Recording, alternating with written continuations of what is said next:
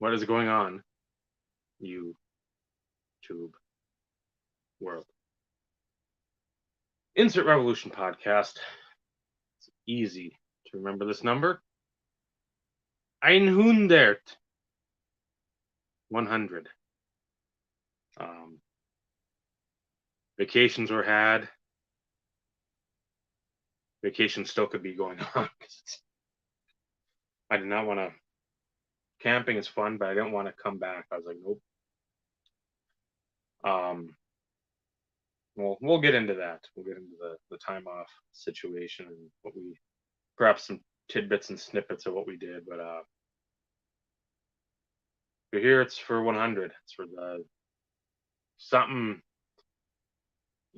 you think about, but not in the realm of like, oh, that's really gonna happen. It's like, yeah, we'll get 50 is like a real goal, a benchmark that, hey, 50 shows, that's pretty good. Especially in this day and age when a lot and a lot and a lot of the content and the video topics out there are just recycled. I mean, it literally looks like the back of a pop bottle or the bottom of a pop can with the recycling logo or symbol on there. It's just the three arrows, the same. It's literally the same thing over and over again. We've tried, again, to the best of our abilities. Some may scoff at those abilities, and some may call us, or call about us. Those are disabilities, perhaps per se. Facts.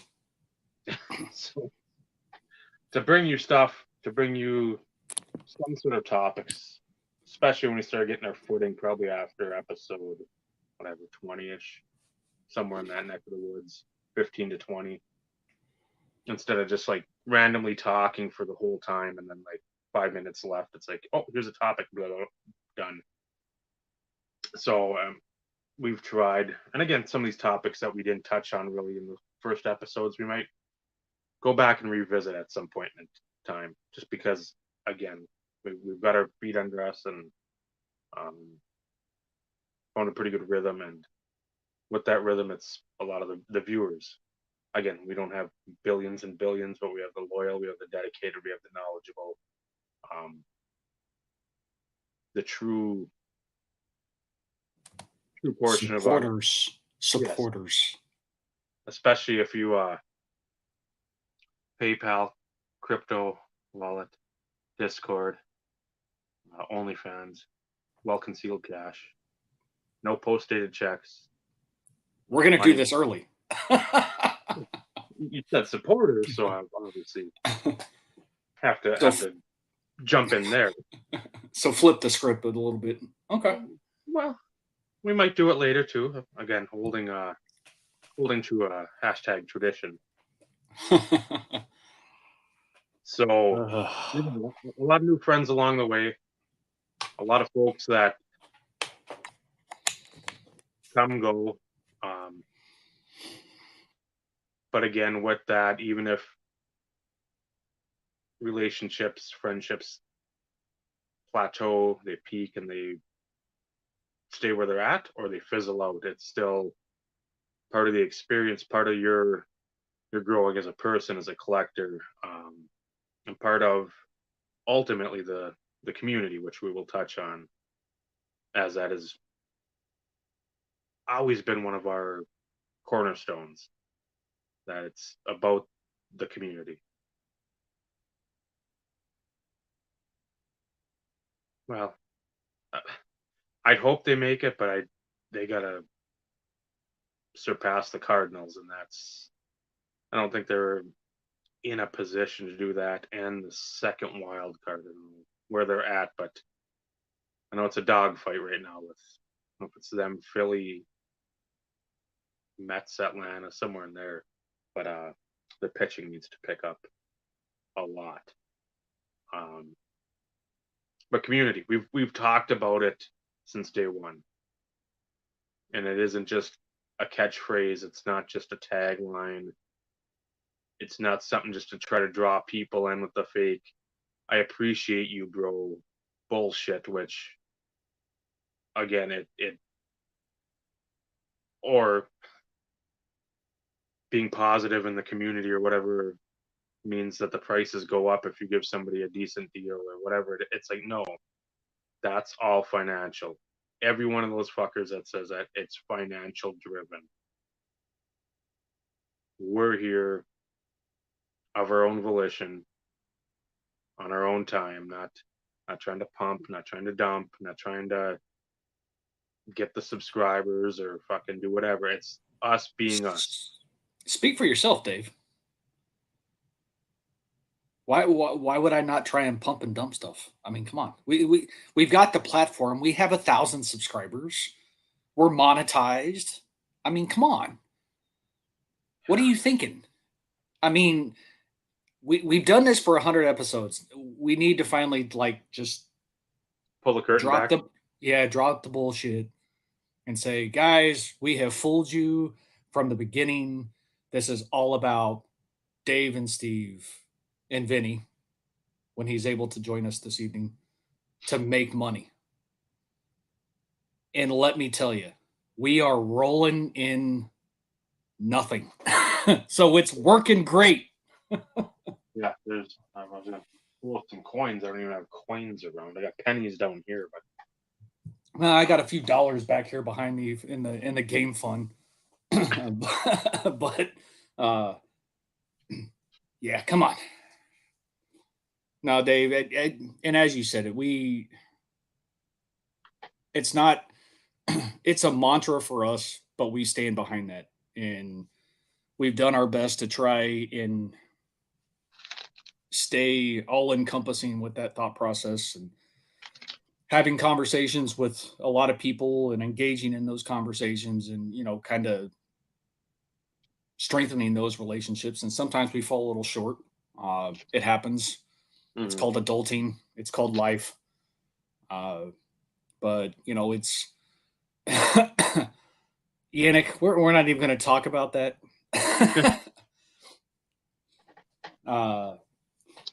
This show is definitely not sponsored by them at all.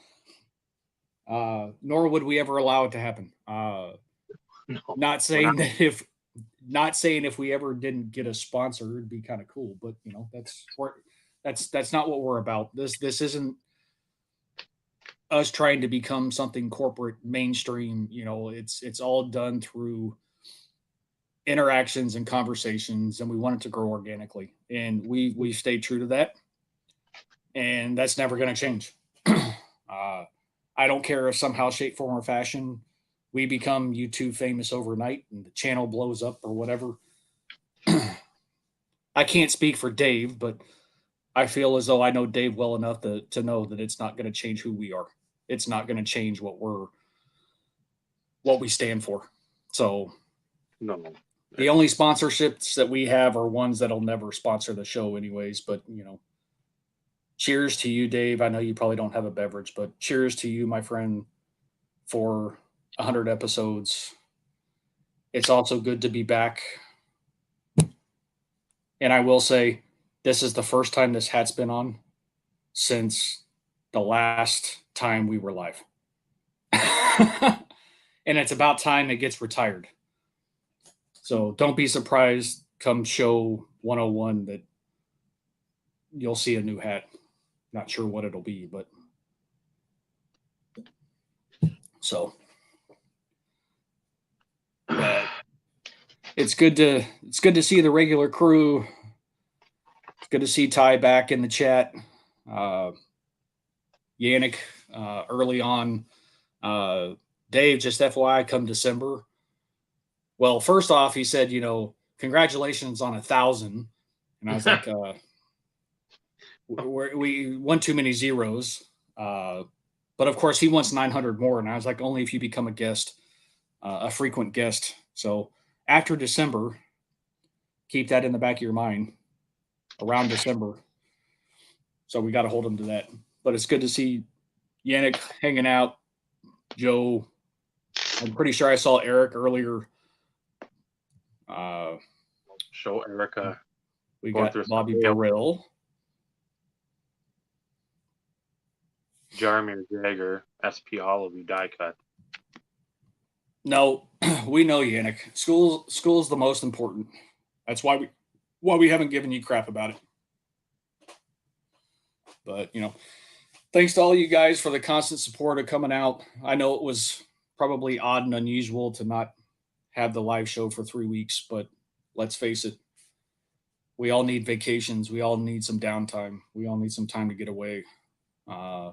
Eric was fooled, I think. What did he say last week?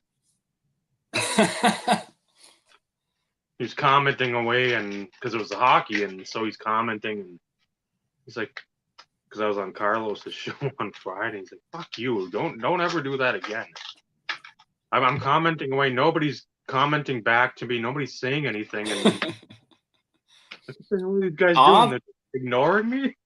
Obviously, he wasn't paying attention to the last show before we said, I know. We are on vacation for 3 weeks. You will have videos of chasing the hits that will be uploaded on Tuesday for your viewing pleasure. They are pre-recorded. I don't know why the placeholders didn't show up, though.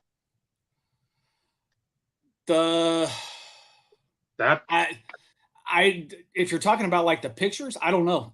The one that I set up, even though I couldn't like pre-schedule it to show prior to when it was going to go, quote unquote live on Tuesday. Yeah, it was odd that the other ones, for whatever reason, didn't pull in. Yeah, timeout. Being poor has nothing to do with paying attention, Eric. Yeah, those two don't go together. No. I'm going to call it out. I'm going to call that one out. If you're poor, you don't have all the fucking fancy shit to distract you. We have test. We have test. Testing. Do we let in test? We let Testing in 1 2. Testing 1 2. Hey guys. What is going on, Mark? Long time watcher, first time caller. Is that your story and you're sticking to it? Yeah, that's right. Yeah. Let me need to go outside. What's the topic tonight? Show number 100. Holy cow, congratulations. Thank you. That's fantastic. Man, it's nice outside. Ooh. Beautiful. Yeah, and just beautiful out here. Look at this. That's nice.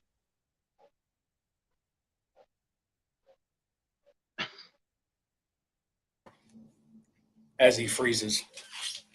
Got some nice clouds back there, though. Might not be on data. No, there he is. It wouldn't be a Stowe Sports appearance without some kind of technological problem. This is true. I just got off the Wi-Fi at work. That's probably what the problem is. You're working kind of late, aren't you there, Mark? What did you say? I said, isn't this a little late for you? It is. I'm at work. That's why I can never frickin' join in on these streams for you guys. I'm on break right now. And I looked at my phone and I saw the StreamYard link. Now you got some privacy. So what are we discussing this evening? All about the community, Mark. All about the community. What's the latest? I'm like out of the loop, man. I joined a cult.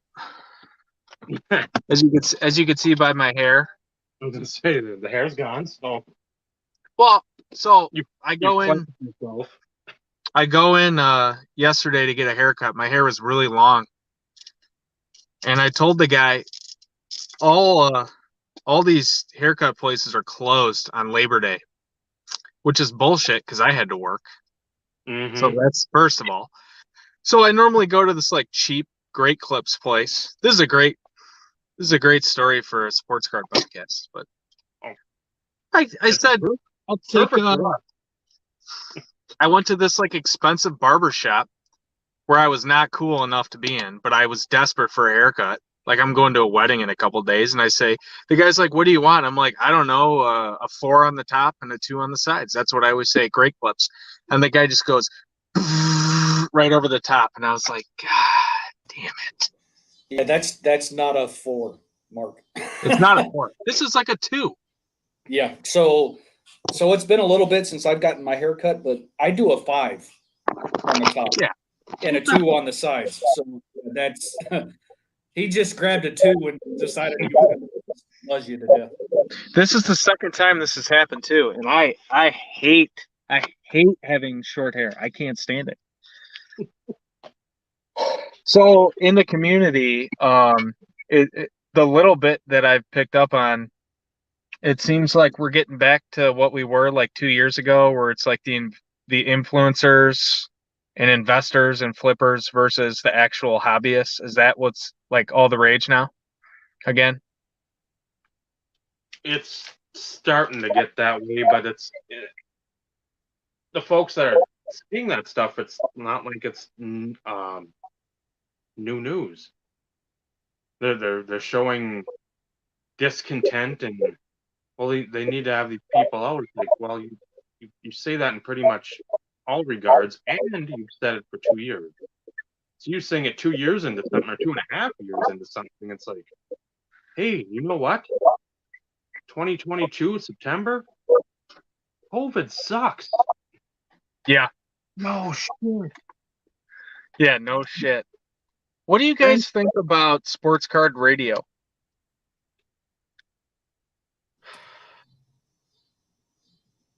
That was an awful long pause for you, Dave. I don't know. I like the digging he does, because when you have that type of video, that type of angle, you better have like clips or something to back it up instead of just, well, you know Which what he does. I heard the other day, you know what, I don't like this, and they said this, and some guy said this, and it's like, no, he's like pinpointing names. Here's like the minute mark of a video of like there's shadiness or shenanigans, calling out breakers by name, by their channel, by their service. At least it's almost like the old Inside Edition, Yeah. which I can dig. I can dig that because well, I can people our age remember that. If you're younger than us, you're fucked. So go on the Google machine and look it up.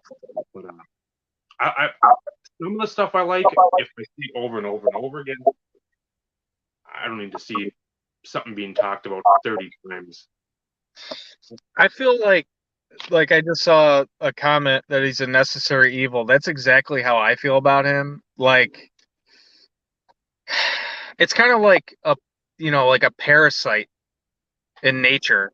It's like not a pretty thing, but it kind of is necessary to like keep everything in equilibrium, you know? Like you need those people to check when shady stuff is going on, you know? But then it's also like, I mean, I keep watching the guy's videos and I haven't been watching many videos, so that's got to say something. But then it's just like, man, these guys are just kind of dicks too, you know? And it's just kind of like they're so negative all the time, you know? It's like, dude, can you just like chill out? Like just talk about something positive, like 1 out of every 10 videos or something, you know? But some people are just like that. Like they're just negative people, you know? But the guy does his research and he uncovers actual bullshit, which Yeah. I feel like he's a net positive, but I don't know. I'm just not a negative person like that to that degree. It just gets kind of grating after a while. And that's true. But, it like Bobby says, it is a necessary evil. If you go back when Dave and I first started, the larger channels were the ones that were able to to make the PSAs and the rant videos and everything else and call out shady characters or bad situations and things along those lines. And it worked because the community kind of monitored and managed the community per se. But because the space, the hobby space from a YouTube perspective has grown quite a bit because of the introduction of influencers and other breakers and newer platforms and so on and so forth, that it's kind of nice to have another large scale entity kind of monitor some of it, because let's face it, we don't spend our time consuming content all the time. I mean, we watch what we want to watch because we want to watch it. Yeah. So we try and avoid some of the bullshit. Yeah, we want to know about what's going on. So it's kind of nice to be able to go to kind of one source and say, okay, what's the crap that's been going on for the last few days or the last few weeks? And it's fairly regimented. I mean, it's not long drawn out 30, 45 minutes of this, and this. It's He's pretty like straight to the point. he's like the TMZ of the card community. Yeah. Good analogy. Good analogy, Mark. It's entertaining. It's negative. It's a little trashy, but sometimes this stuff needs to get out there. Like, you need to hear about the things going on. Well, another nice thing, to a degree, they give you the information and they pretty much leave it up to you to kind of make the determination. Yeah. And they're not swaying you one way or the other. Here's the information. And Bobby does have a point. Sometimes they do go a little bit overboard in some of the embellishment aspect of some of the factual information, but they're not trying to sway you one way or the other. Here's the information. You make the decision on what you want to believe, how you feel, if you want to partake in this company's breaks or you want to still submit to PS, whatever. So it's nice to where they're not trying to throw stuff down your throat and push their belief per se down your throat. It's here's the information. You be the judge. So I watch them. I watch them frequently. And there's times in which it's like, okay, yeah, this is pretty, it's nice to know. It's good to know. Other times their odd sense of humor kind of falls on deaf ears. Right. They like to brag a lot, and that's just so not my personality. And it's just like, dude, come on, man. Nobody cares. You don't have to impress anybody. Come on, Mark. If you had 2 Teslas and 3 Rolexes, you'd be rolling in that stuff too in your little comedic videos. No way. I actually came real close. I haven't made a video in forever, but I came real close a few months ago. I was going to come up with a parody video of those guys. And I was like,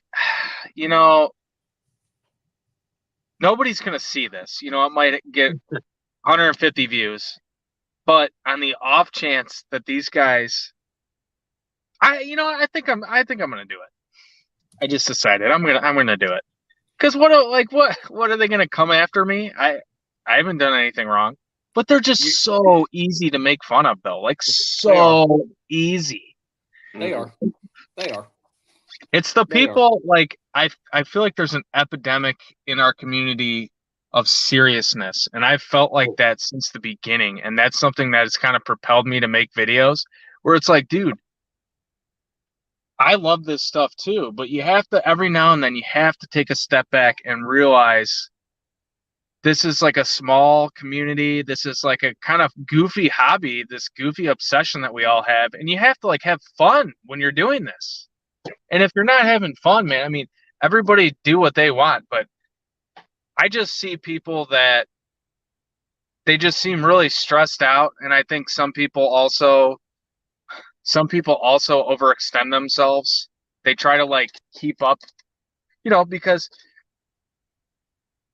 it's one thing to be inspired to add things to your collection based on seeing what other people online are getting. And I think that's really cool. Like, I've seen pieces that other people have where it's like, man, that would be so cool. I want that too. But I think some people kind of get lost in the weeds where maybe they're no longer really doing it for their love of the hobby. it's like a race to get attention. And I just have a feeling that some people are really overextending themselves. I mean, how can they not be? Like you see, Right. I get that some people make more money or they have less expenses or something, but I think there was that one guy, he seemed like a really good guy. Who was that guy that he was that guy out of New York. Forget what his username was, but he had a pretty big following and he had a good collection. And then one day he was like, "Guys, I'm deep in debt. I can't do this anymore. I gotta like get rid of everything." Do you remember the guy I'm talking about? I do not, but it's something that's happened how many times when you sit there and it's an arms race.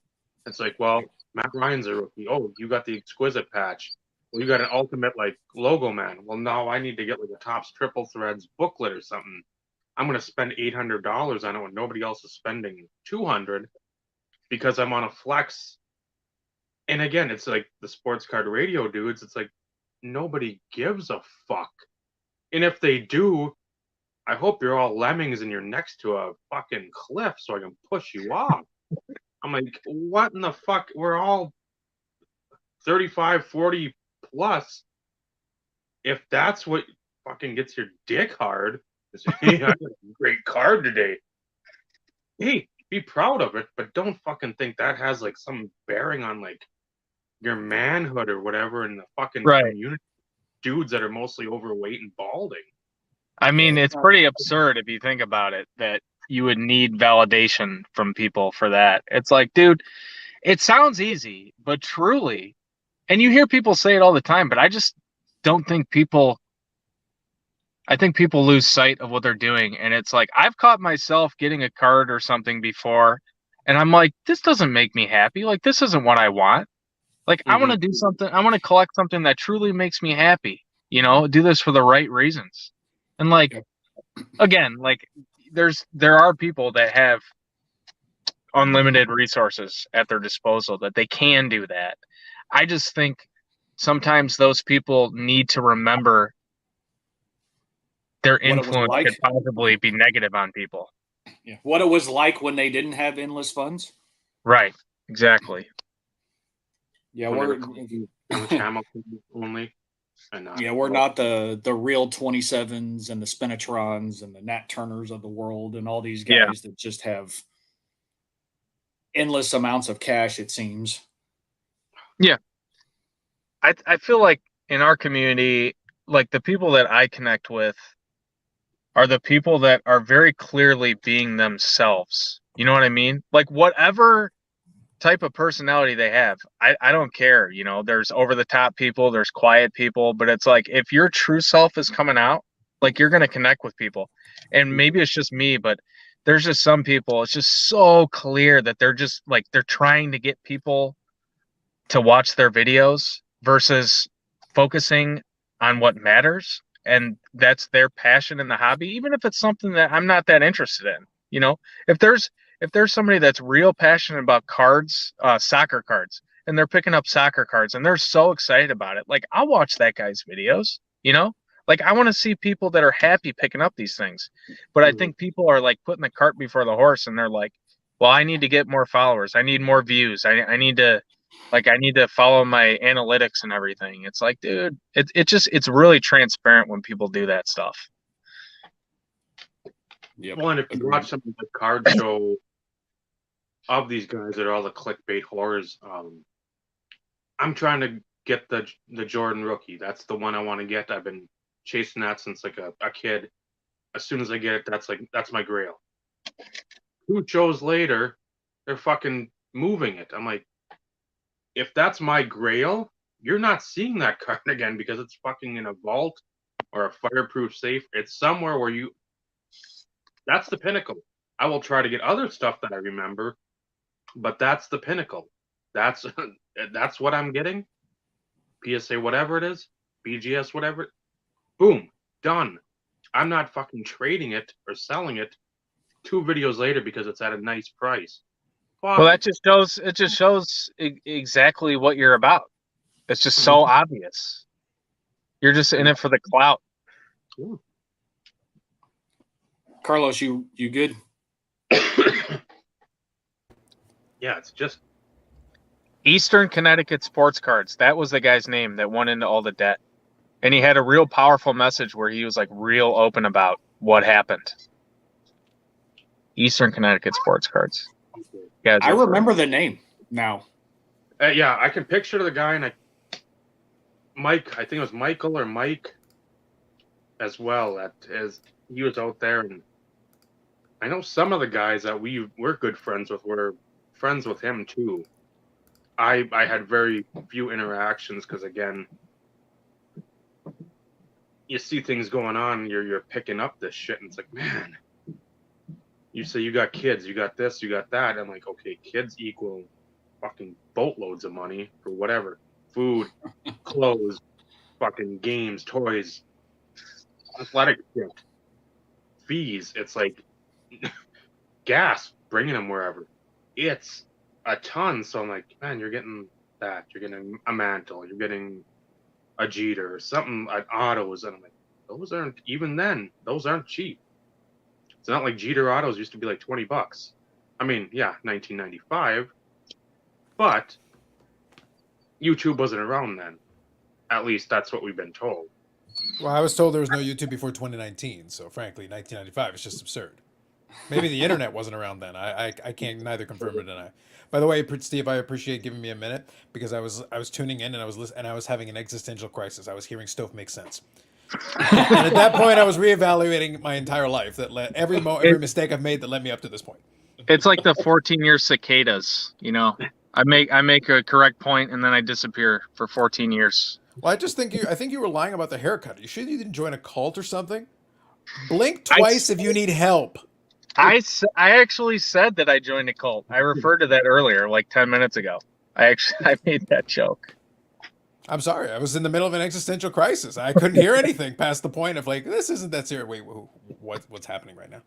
I'm in a cult. That's right. Well, at least that makes sense. It brings a little bit more order to the world, but still, the words that came out of your mouth, it's deeply disturbing. It was all deeply disturbing, and I'm against it. As materialism for the win, y'all. Like, don't listen to this man. He's in a cult. No, don't get me wrong. Materialism that's what drives all of us. And like, you could still be happy, but it's easy to lose sight of what you're doing. It's very easy to lose sight of that. And I've lost sight of that before too. And I've caught myself, you know. I just figured you spoke to your spiritual advisor, Bob Lewis. Oh, we don't speak anymore. There's a pending litigation. So we're not speaking. That checks out. Well, we can always use you as a character witness during the impeachment proceeding. Absolutely. Working on that, you know. And the problem is I got to work on two of them because I figure I'll impeach him, then he'll get voted back in, but then I got to impeach him again. So I'm actually building two cases at the same time. So just so that we got that covered. Is Bob waiting in the backstage area? Because I know, like, legally we're not allowed to be on the same stream at the same time. Is he waiting for me to leave? Does anyone know? Not that we're aware of. He is a force of nature, so you never can tell for sure. He is a force of nature. He's a really tall guy too. I don't know if anyone knows that. Well, that was that was basically Andy's Yelp review on Bob Lewis. He tried to describe Bob Lewis, and he says he's tall. And I go, well, I suppose that is an endorsement of sorts. He's tall, and he's exactly what you think he would be like in person. A total dick. Understandable. Oh man. I like how quick it got dark outside over there. Stuff. Yeah, I know. It's nice. See if you can see that plane up there. See that plane? Well, he's got the clouds going in, so there you go. It's a beautiful night. I gotta go make sure some planes don't crash. Nice. Gotta go back in. Nice. See, Dave, you're welcome. I think I got rid of Eric. So suddenly your viewership, like your average like collector quality, just improved. You got to get rid of Beckett shows when you can. Live stream. Yeah, you got to get rid of Beckett shows when you can. Like, the dude's on the take. He's only got one more live stream before he's officially on the take for Beckett. Guys, I got to run, but I just wanted to pop in and say hey, and congratulations on your 100th episode. That's an amazing accomplishment. And I wish you all the best on your march towards 1,000. Somebody else is going to throw the 1,000 out there. Jeez. You might have to go to 2 shows a week. You might not make it to 1,000 the other way. It's good to see you, Mark. All right, fellas. I'll definitely try to pop in when I can in the chat in the future on my breaks when I can. All right, fellas. Take it easy. Okay, everybody.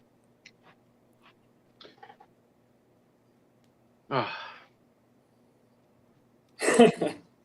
Like I Bobby said, says I won't live that long. no, like I said, you're gonna have to do multiple videos a week if to get to 1,000 episodes. That's gonna require a little bit of work. Well, 2 years for 100, so 900 more. That's only 18 years. We'll be 61. Interesting. Possible, but Yeah, well, I think a couple more episodes of the fattening tour, and you might have to be the host by then, Steve. It might just have to be you then. well, this is true too. Yeah. I was Neil, gonna say- give me a thumbs up if you're good. Neil, can you hear me? Shake your head.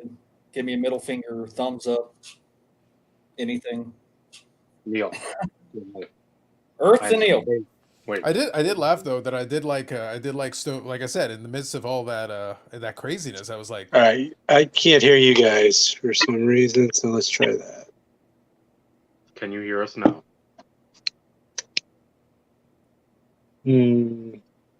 That's a no. He still can't hear us. always a good sign. That's the I can't classic hear a word. iPhone style.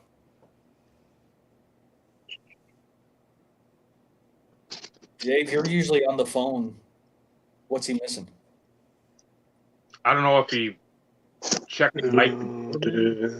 Yeah, there's a little setting there. Even on the phone, you can do the little setting, and you can control the microphone, either turn it on or off.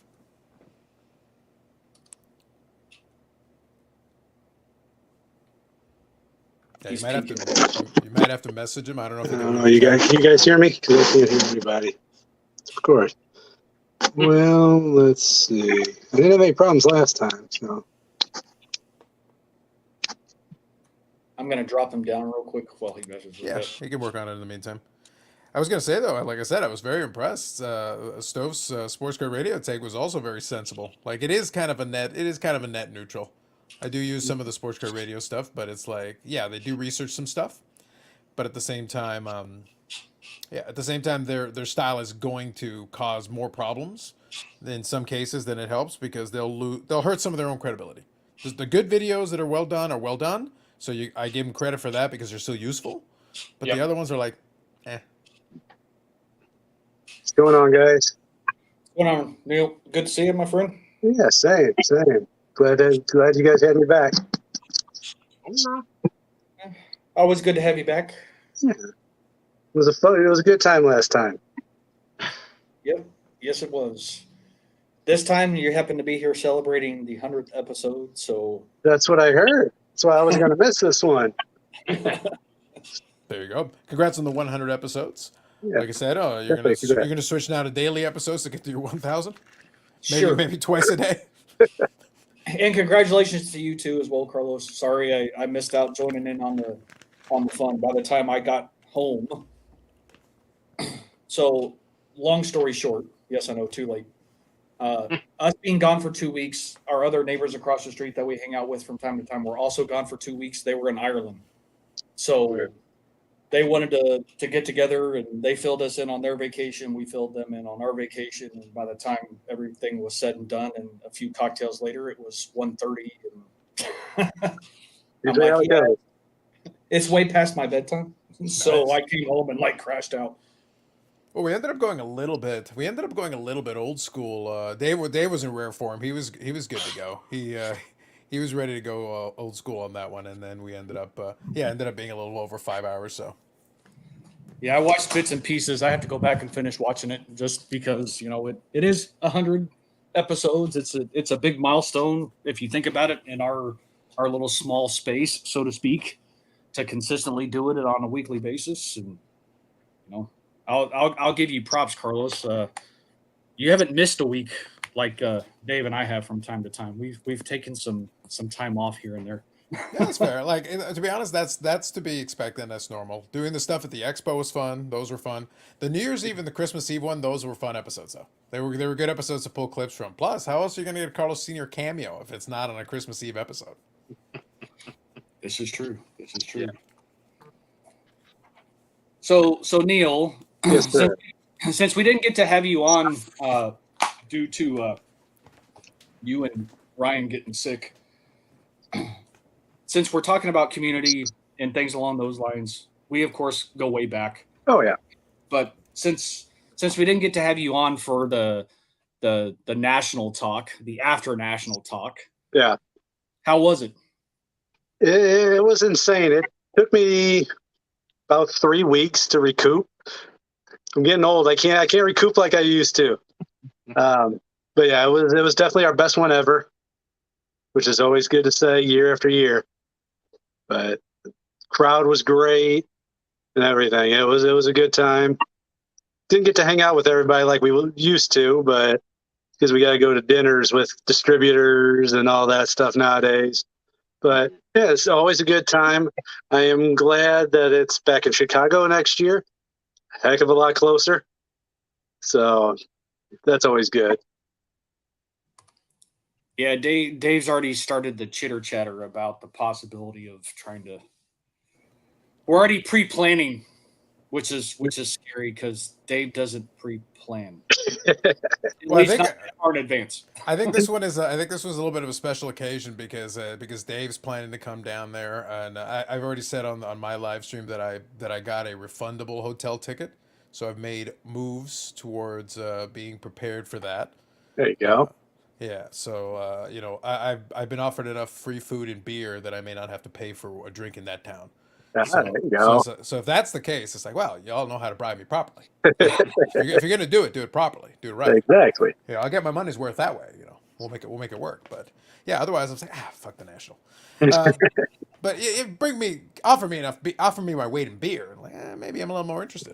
You really had to twist your arm. Yeah, well, there was a lot of twisting required for that much of the amount of beer we're talking about. That was some twisting, trust me.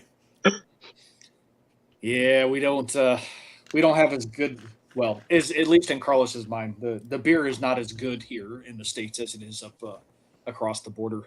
Well, the problem is you guys have this light beer. Here we call it tap water, and you get it for free. You don't have to pay for it. The problem is you fools pay for it. If you want, we'll just send you down some fucking tap. It's about the same. We don't even have to filter it. We can just leave it the way it is, and y'all can have it. It's fine. Don't worry about it. This is why you see Yingling. Mm-hmm. You can't call Yingling tap water. Sorry. Yeah, no, that's fair. At least that's a legitimate beer. That's important. That's a legitimate beer. But yeah, it's that was the 100th was fun just because it was kind of a more old school episode of the length of time. And the breaking news out of that is that I finished my beer, so I had to order a fresh case now. I'm like, all right, send me another case. Let's go. Got to be ready for 101. We got to have another case down. As long as it wasn't the one-off that you decided to try, and you pretty much said it tasted like shit. No, I've got a good the brewery that's nearby here that delivers is actually very good. But you can pick it up. So I'll support the local brewery, and they do free delivery. So I was like, oh, great. I get to support you in free delivery? No problem. Right. Done. So any crazy stories though from national deal outside of just having to play the business side and going to dinner and all that other kind of stuff? Any crazy stories? Fortunately, nothing crazy. I didn't even really get to leave the table, which is crazy to me because I usually get to at least walk around a little bit. But even we had twice the amount of space as we did in Chicago. We had 2 extra workers from last year, and I still didn't get to walk around. It was just nonstop. Yeah, trust me. If this was 10 years ago, I'd have plenty of crazy stories. But now, no, I don't really get to do anything. Didn't win any money. Didn't lose any money, which is always good. I was getting ready to say, what's the other side of the coin on that one? If you didn't win anything, it's one thing, but if you didn't lose any, then that's a win-win. Yeah, so I didn't lose. I mean, one of the dinners we got to meet Mayweather, which was actually really cool. He's actually a lot nicer in person than I would think. I always thought he might have been uptight and kind of standoffish, but no, he was pretty cool. He's very tiny, though. Very tiny. Yeah, but you're not short though either, so that's But kind of not a very good comparison. Though, I think though, from what I remember, I think Mayweather is like objectively small. Like I mean, by most like adult standards, he's basically a child. well, we had one of our workers, Adam Frankenstein, 6'9". Yeah. So that was comical seeing him stand next to him. I believe that. Yeah, that contrast would be fun. But yeah, Mayweather's actually pretty short. Yeah, he's a small dude. Tiny. Hell of a boxer, but very tiny. Yeah. Dave, I can't think of any other. I was going to say I can't think of any other national stuff. Did you pick up anything? Did anything come to the table that you personally like? A Wayno came over that way, or no Waynos this year, but I did pick up a nice Brady Elway Exquisite dual patch to 25 because I've been picking up Brady's just because he's a Michigan guy and the GOAT. So whenever I see low number like game used in that, hey, Steve, I see you shaking your head.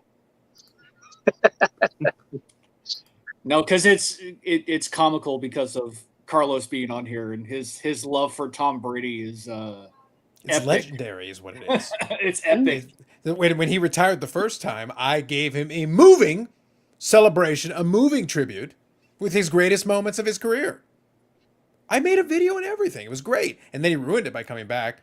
And now he's trying to ruin his marriage with Giselle, deservedly so, after he ruined a beautiful, heartwarming tribute. There wasn't a dry eye in the house. I showed him throwing interceptions. I throw him breaking that iPad. It was great. That was wonderful. I showed him getting tackled and look like an idiot. I showed him missing an easy pass because he's not an athlete. It was wonderful. It was great. Perfect. It was all Tom Brady's greatest moments, all encapsulated in video and photo form. I don't see what the problem is. Yeah. Carlos loathes Tom Brady. It's more like I love mocking Tom Brady. Let's be positive here. Let's use the spirit of Stove and be positive. I positively love mocking this man. The love. Positivity on this show, never. See, Stove tried to bring positivity for just a minute, and just already ruined. Smushed it. Yeah. The only difference is we don't know who he loves more, Tom Brady or Mike Trout. Ooh. Well, but Tom Brady does have the longer tenure. I have seen Tom Brady's entire career basically. Mike Trout, I think he plays like in Double-A Pawtucket or something. Like he doesn't actually play for a major league team, so it doesn't matter. That's why it's adorable. I keep hearing about it. It's like, oh, did you see his stats? It's like that's like saying he hit 800 like off a tee.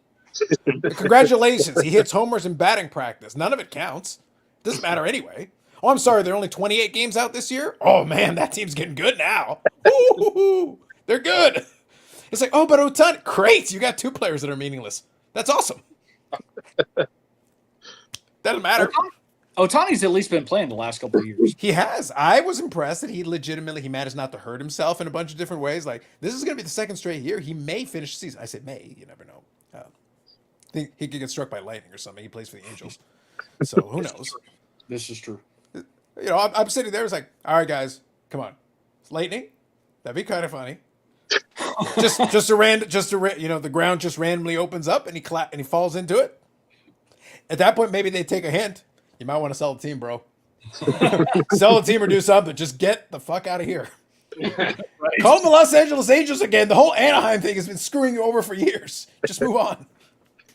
Yeah, this is true. Just saying. So yeah, so only one big pickup for you, Neil. For me, yeah. Ryan was picking up Giannis, and he's really going heavy into Trevor Lawrence. I noticed. Interesting. I've noticed quite a few of the more recent posts he added. Yeah. Was it a fifth or a fourth NT patch? Fourth. He looks at what Lawrence is doing now, like his contenders in that, comparing that to like Herbert and Burrow, and they're not even close. So he's trying to get on them when they're low, and then we'll see, I guess. But he believes in the guy. It's a bold move. I think the biggest problem I'd have with him is just because it's like it goes back to the franchise thing. I Yes. like make the reason I have fun making fun of the Trout thing is that he because he plays for the Angels, he's never had a meaningful or pressure filled at bat. It's like, oh no, what happens if you strike out? Nothing, you lose. What Yeah. happens if you hit a home run? Nothing, you lose. Well, it's like, is there any less pressure? Has any player ever played under less pressure for his entire career? Good question. It's like all your bats are meaningless. Strike out, hit a home run, it doesn't make any difference. Yeah. Flip it, grab the wrong end of the bat. It makes no difference. Whatever, screw around. Just try to hit on the other side. Try to become a switch hitter for a couple of seasons. There you Makes no go. difference. Have fun. It. I don't know. I've seen a lot of the posts of the other folks' videos too, picking up Lawrence, and I hope Ryan hasn't sunk to the level of calling him T-Law, as I've heard other people, and I just want to hit them over the head with a chair. No, I haven't done that yet. And I'm like, it's Trevor Lawrence. I mean, this guy's name isn't like Mamadou Njai, where it's like, oh man, it's a mouthful. It's not Giannis. Yeah, exactly. I mean, something like that, where it's like, okay, slim it down a bit, and I've seen it, and again, like you said, comparatively speaking, but even that gets my mind going. It's like, this isn't like 10 years ago. This isn't like somebody picking up like a match job or 12 years ago. Like, oh, he's starting. That's like a $20, $15 contenders auto. Yeah. Compared to like Alex Smith at like 150 at the time, which was huge at the time. Yeah. It's like, okay, that's 10 times. Now it's like, no clue what he's into him for, don't care. But I mean, it's like, let's buy an NT, $2,000. I don't know, whatever. It's like, it's a little more of a drop in the ocean than just like $15 and Right. Absolutely. So that's the thing. And again, I talked about on Carlos's show Friday that there's just so many autos now of these bookers. I mean, it's not like, man, there's a late round, like a Ryan Fitzpatrick situation. When he's in Bowman, and that's basically it, maybe like an SPX or something where they snuck him in at the end, or a tops total. You have every product is based around, since they've all gotten away from game used, it's all based around autographs. Yeah. It's all based around the top picks, or the guys with the most heat coming into the draft or the season. It's like, you want a Joe Burrow, a Baker, an Allen, a Mahomes, Lamar, Lawrence, any Herbert, you can get an auto pretty much in any product you're looking at. Yeah. And that's, I don't know, that I always look at that, and I said, I'd rather, if I'm spending that money on something, I will not go in that direction. There's too much of it out there. Would it be nice if these guys had a long career, and the end you're like, well, I didn't really have anything into it. I just put $500 down on an auto to 50. Now it's $10,000. I'd rather the $500 down on some cut auto of some football player that has like 18 autos out there, and that's it. Oh yeah. So like the old SP, the cut edition or something like that. It's like, I don't know. I teach their own, but my mind cannot traverse down that path without like multiple questions. It's like the Mario Brothers. The question blocks everywhere. It's like, I know. Why? I think though, Dave, the problem that you encounter is not so much due to the manufacturer, the amount of cards and everything, because that's a factor. It's important. It is part of the equation. But it's the fact that because of the way the hype operates now, like I'll give you a basic example from before. You go take Trevor Lawrence. So let's say he has a great career. Let's say he has a career like a Peyton Manning, who had an established career, Super Bowls, MVPs, the whole 9 yards. If Trevor Lawrence had a career a la Peyton Manning, would you be satisfied? That'd be pretty good, right? That seems decent. Seems all right. That seems good. So go back to when Peyton Manning was a rookie. It wasn't like he wasn't a highly touted rookie, but was the cost inversion anywhere near as crazy? Down the road, some of those rookies, some of the better ones, and some of his better early inserts and stuff have appreciated, like everything else in the market. Yeah. But the cost to get in back then in relative terms was much smaller. You were still taking a risk, but your cost wasn't nearly as onerous if it didn't work out. It was like, oh, well, that's a shame. It happens. Yeah. Because out of the block, they weren't winning anything. And Trevor Lawrence out of the block isn't winning anything. But with Trevor Lawrence, you're paying already this price. You've already got some accomplishments baked in that haven't happened yet. Yep. Peyton Manning, you're crossing your fingers and hoping for the best, but the cost was over here, and eventually it got up to here. Yeah. Very true. Very true. And that's what I think is messing with people now is that, yeah, even if you're right, you're already behind. You're already like playing. You basically like no. It's the Mahomes thing all over again. He's been to 2 Super Bowls and he's won one. Not good enough. What are you gonna do next? MVP 50 touchdown. Not good enough. We're going to need more seasons of that. We're going to need more Super Bowls, buddy. In fact, if he had beaten Brady, maybe we'd almost be justified with where he is. But it's like, nope, not good enough, buddy. You're going to need to rack up another 2 or 3, 4 Super Bowls. Yeah, and then maybe it's okay. That's not a realistic expectation. It really is. That's not fair. And he's like, he'll try his best. I'm sure. Yeah. I'm sure he goes to this. He's like, I'd like to win the Super Bowl and a bunch of MVPs. Yeah, it sounds great. But that's always the plan. Doesn't mean it's going to happen. Yeah, only one quarterback wins that Super Bowl. Yeah. So it's like, we'll see. And even the guys that had a moment in the sun, is like that aren't very good. Because I think didn't Trubisky get named the Pittsburgh starter? Yep. So for 5 seconds, and Trubisky said, "Wait a minute, those Trubiskys are worth something." Yeah, for like a minute. Sell it now. Yeah. We sold some Trubiskys at National. That's what I'm saying. It's like as long as it'll be fine as long as we don't watch him play. Sell it before someone sees. Well, nobody Bobbles, wants to do this anyway. That's true too. But that's more about baseball than it is football, it seems. Bobbles, isn't the $1 million Herbert, isn't that the NT Shield 101? Isn't that the one that's up over $1 million? Graded like 8.5 or something. I think it's one of those, yeah. But that's the Then thing. again- Like, even for guys like that, it's the same problem. Like, even if he becomes great, you're already in so deep. It's like, well, you better hope he becomes great. Right. For $1 million, he better.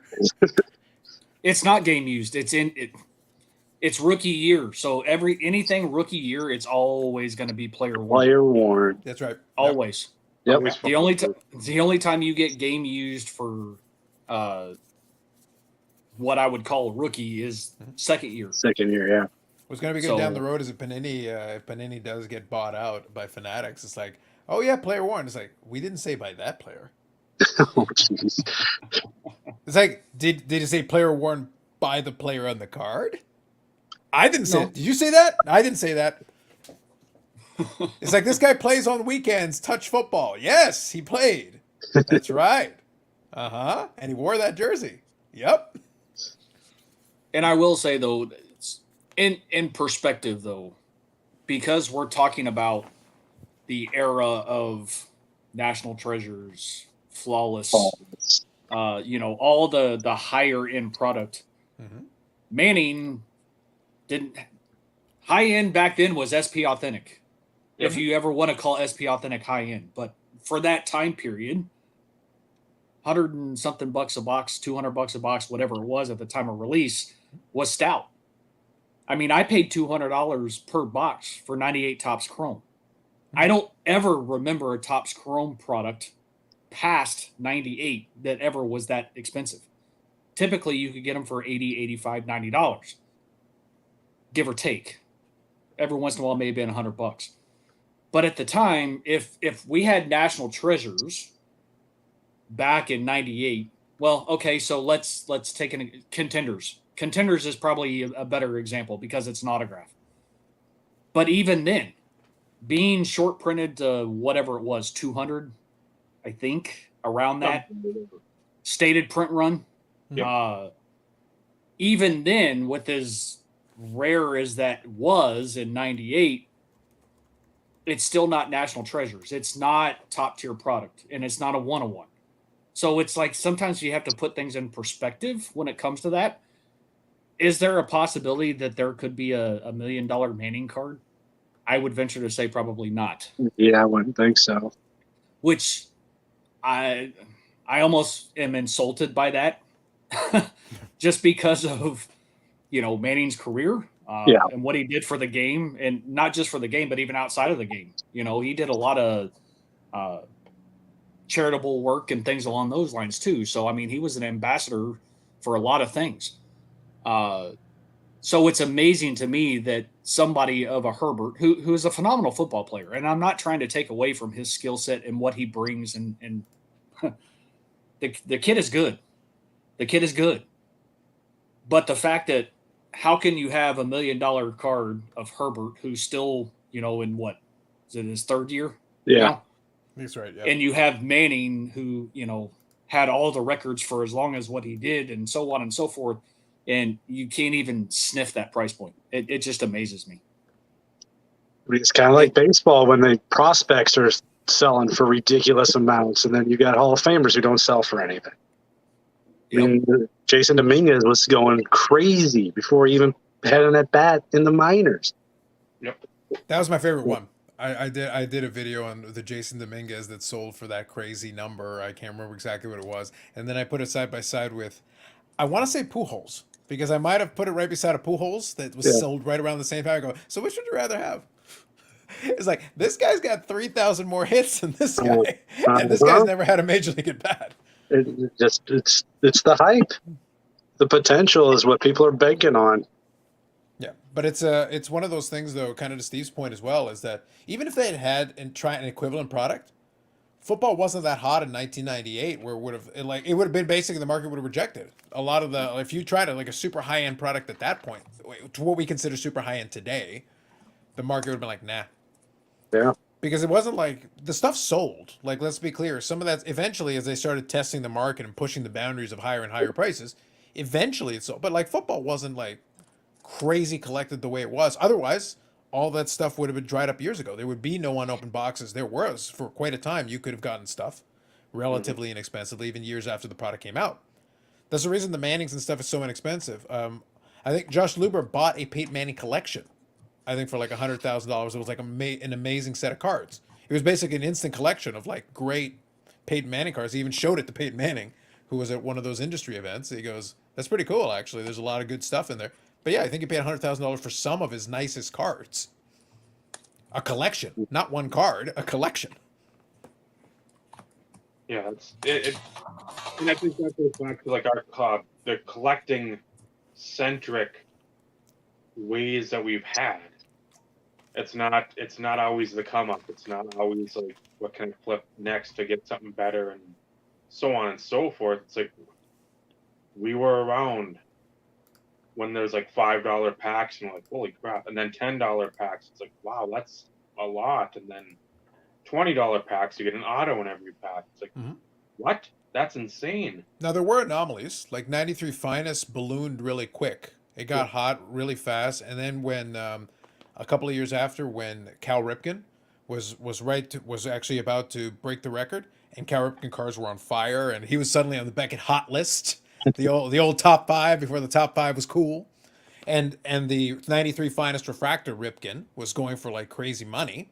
Yeah. All of a sudden, those packs look pretty good. It's like because they jumped to like $20 a pack pretty quick for a product. You got to think 93, like, oh my god. You know, the hobby was dying in 93. And it's like $20 a pack because that stuff was sought after. And it was different. And it was the first chromium product that they were doing. So it was the new hotness. The these refractors. What is this nonsense? Yeah. One per box. Yep. Unlike today's chromium style products, you get upwards of like 20 in freaking various color parallels per box. Yeah. Yeah. At that time, the shine was hard to come by. You had you basically got base, refractor, base. Yep. And I think that's one thing we've talked about many times over. It's like that's why we enjoyed so much of that stuff then. You had Doofix foil, you had the Pacific Prism, when that was like the 1 per pack, and you got that cool card. I mean, you could get Eric Pegram, as I did. Feel like you got shit on, but it's like that's still a cool looking card for a couple bucks. It's not a pro set. It's not some drab 92 Fleer. It's something that at least is visually appealing. Might not hold value, but hell, it's cool to look at. It's something different than what we've been seeing. And then you have, like, again, the chrome type products now. Everything's a refractor. Everything's a green. A snake skin, a giraffe turd, whatever the fuck it is. Yeah. It's like, what? Come up with something. Go back. Everybody wants to go back and try to dip into the past. Do Doofix foil right. Do the etched foil right. Do something correct. I'll show this because I've sifted through the mail. At least the stuff that fit in the box. And this thing, Oh yeah, those are beautiful looking. Nice. Yeah, it's amazing.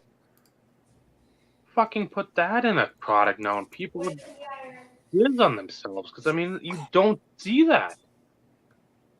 And again, this isn't overly tough. I think it's like a 1 in 56 or 1 in 60 type insert, but die cut, acetate, the speckle foil board or whatever.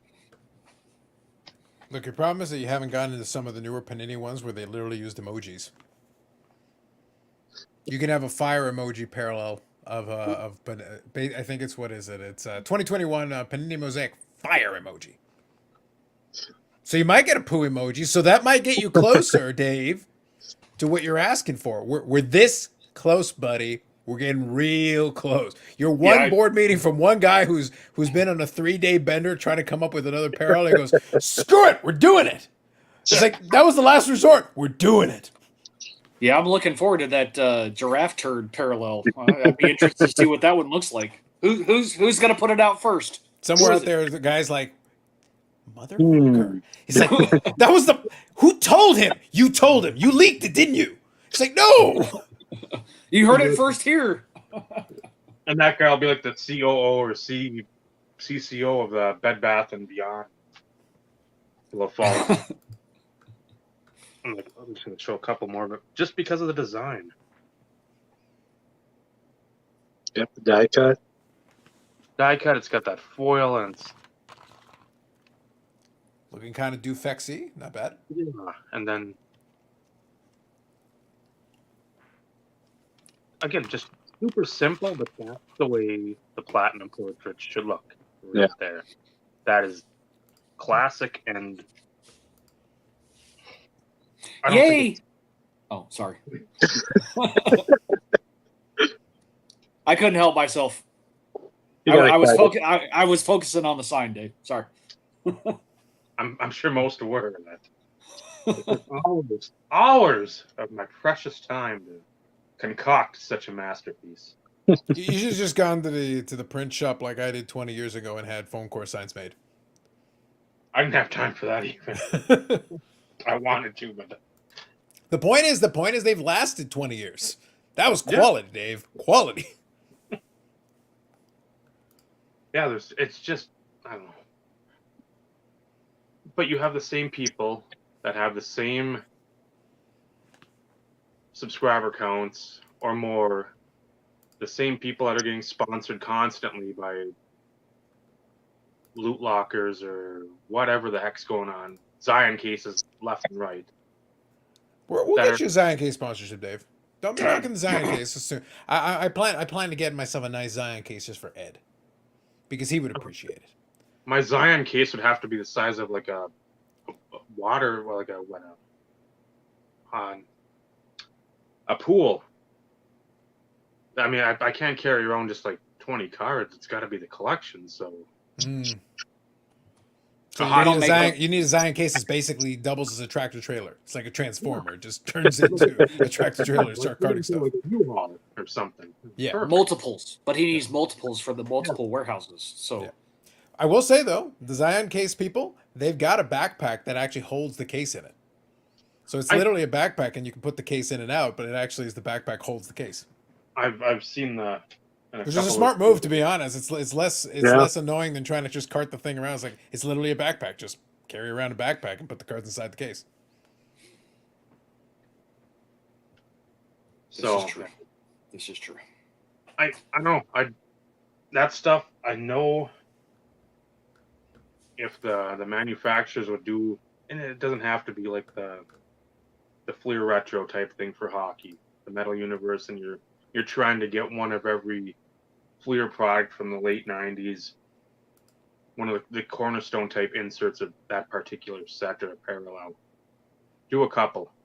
We've said it before. If you're going to do that metal universe every year, take a couple before you blow your load with everything good in like the first couple years. No Then chance. you're okay. Now I'm knew that. I knew it. But then They're like, you throw have it all to- in one series. What about next year? We'll worry about that later. Make it blue. Yeah, do it again, but let's change a color. Yes. Again, But then collect- again, Chronicles is, but Panini's doing the same thing with Chronicles. Yeah. Well, look, we're like it's a fun theme to make fun of, and Lord knows I do. But the creative bankruptcy happened years ago. The look, I made fun of the fire emoji thing. Like that's an actual card. You can pull Yeah. a card from Panini that literally has fire emojis on it. That's the parallel. That has fire emojis. I think there's another one that's like 100 emojis. Like they literally are using emojis That's been as done, right? parallels. Yeah. We're done. It's already over. Yeah. Move on. Is that in like in the NFT stuff, or is that a legit like? Those are legit physical? cards. Those are It's a- physical cards. Donruss, I believe, is what it was, or Yeah. something like that. Yeah, the Oh, Panini geez. Donruss product. They've got a shiny card. It'll be a shiny foil, and in the shiny foil, they will put emojis all over the borders. Yep. Yeah. So it is literally emojis on the card as a parallel to add to the list of parallels. Yeah. That's why I say, like, the creativity's done, bro. Just pick a new color. Find another color on the color wheel. Grab a pattern that already exists. Slap it on. Because, well, I'll give you a good example. You guys know, like, the kabooms, right? Yep. Yep. And I think I've said the story or not, but correct me if I'm wrong. I was laughing because Billy from Upper Deck was having a chat with me, and I kind of already knew it in the back of my mind, but he just confirmed it. So do you know how they came up with the name Kaboom? No. So there are, when the manufacturers, including Upper Deck and everybody else, there are these little booklets of different patterns, of all these different foils, different, types of foils and whatever. You scroll through. All these patterns have names. Guess what the name of the pattern is on the Kaboom. book? It's Kaboom!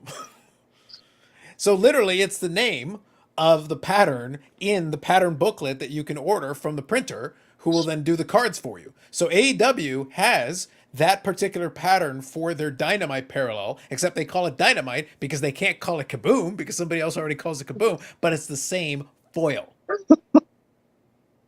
So it's called Kaboom because in the book, it's called Kaboom. Did not know that. That is how they came up with the name Kaboom. Creativity is bankrupt and it's over. It's done. And Kaboom sell for a lot of money. So there you go.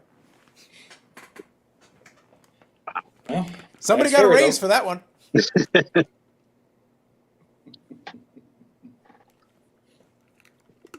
Just think about that though. Like that's how dumb it is. Because and it was funny is when we were chatting about it, we were doing a little video call, just chatting off the side. Billy was able to literally find the pattern thing and pull it up, and he goes, "Yeah, here it is. It's Kaboom." Wow. He has access to it the same as every other manufacturer, like because he designs sets. So like when he's figuring stuff out, he's looking at this, coming up with ideas, and we'll do it like this, we'll do it like that, blah blah blah. But it's like no, literally, if you go through the pattern book, it's like yeah, it's called Kaboom. But you can't call it that. Come up with a different name for it. So Same obviously, are the card manufacturers using the same printers, or is it They just are. like a stamp? Okay. That's part of the logistics problem. It's a point that I made to when I was talking to Mike O. I was saying to him one of the problems that a lot of these manufacturers brought it up. That's one of those little nuggets that I'll occasionally throw out there to remind folks. By the way, guys, whenever you're complaining about the logistic problem and you're wondering why stuff's so backed up, it's because Upper Deck's using the same printer most likely as Panini, and most likely using the same printer as Leaf. Like really nobody at this point owns their own manufacturing. Upper Deck was able to fix a quality control problem they were having by switching their printer for a specific product. But it's like you have to contract out these things to these different companies. So when Upper Deck is doing like the 2022 AEW product is supposed to be out at the end of this month. The last 2021 product hasn't come out yet Yeah, I haven't because noticed the printers that. are backed up. They're way backed up. But it's a logistic problem at their printer because likely what happens, I'm guessing, most likely, they're probably using the same printers as Panini, and Panini has way more money. And they're like, throw us to the front of the line. You print our stuff first, and we'll give you more money. Absolutely. Yeah. Upper Deck, we'll get to yours later. Don't worry about it. We got you, bros. Back of the line. Makes you wonder if Fanatics will latch onto that and make some sort of change to reduce that backlog. So to speak. The play is to buy a printer and actually be a manufacturer again. Like if you're an actual manufacturer, you have at least some control over your own logistics by owning. Like honestly, if I was Fanatics, I would be like, okay, how about for our next acquisition, we just buy the printer. Then we technically, then we really control. It's like what happens. Panini actually is paying us. Upper Deck's actually giving us money because it's like it is only through our good graces that you may have product. Yeah, well, then that could start spiking some other interesting conversations. It would move you very closely to antitrust category because then you're fully integrated from front to back. You have the manufacturing capability, but in reality, like the old manufacturers were manufacturers. Upper Deck used to have manufacturing. They don't, not anymore. And they used to have their own printing machines. They don't anymore. They have to go through other. That's why you're getting all those backed up products. It's not like they're doing it out of meanness. They literally they're in a queue like everybody else. Which would make sense. You know, it's there's if you put things into perspective, I mean there's a ton of printers out there that print a lot of things, but you know, there's only going to be a small handful that probably specialize in printing that type of piece. You know, and I'll use the term piece because, you know, it's not just cards. It could be card stock. It could be greeting cards for all we know, because some of the same sort of die cutting and stuff along those lines that sometimes go into greeting cards, or the embossed, that type of. I mean, who knows? You don't know. It's very specific type of manufacturing and very specific type of machines that have the capacity and ability. So whenever you're doing some of that stuff, there's a good chance that you're operating with a very small set of manufacturers and suppliers who have the stuff you need to actually produce those cards. It's the same thing that happened like in the record industry with vinyls. It became they reached a point because vinyls were dying, they were dying, so all those factories started closing off, and then all of a sudden they had a resurgence. But guess what? There's only so many companies that even can do that. They can press these records. It's like, why do the price keep going up on these things? It's like, well, because there's not too many that can make it now. You actually don't have enough to make the stuff that you want with this resurgence. Like, there's actually not enough manufacturers left who can even produce the vinyl and actually press those records for you. No, that makes sense. And people don't think about that. It's like, actually, your pinch point is the manufacturing. Your pinch points are shipping. Your pinch point, like, there's all this stuff. It's a manufacturing process, right? Like, if you think about anybody who talks about manufacturing process and logistics, it's like, that's what we're talking about. Nobody wants to talk about it because it's boring. I want my cards. It's like, I get it, but it's still a manufactured product. The boxes have to be produced somewhere. Somebody's got to, wrap them into those machines aren't cheap. And those card companies don't make them anymore. They're not the ones doing it. Well, not to mention the possibility of, supply shortages for some of the type of card stock and the technology, because, everybody wants something shiny. That's what everybody wants. So many things these days are shiny. Chromium technology per se. Very few products outside of, base tops and Upper Deck and Prestige. The bulk of the cards are just normal card stock, but then all the parallels and some of the inserts or whatever start getting into the fun technological stuff that we're accustomed to, that, quite frankly, kind of like Dave said earlier, it's getting a little old because it's the same replay of stuff over and over and over again. And like you said, Carlos, creativity died some time ago, and it's getting more and more obvious.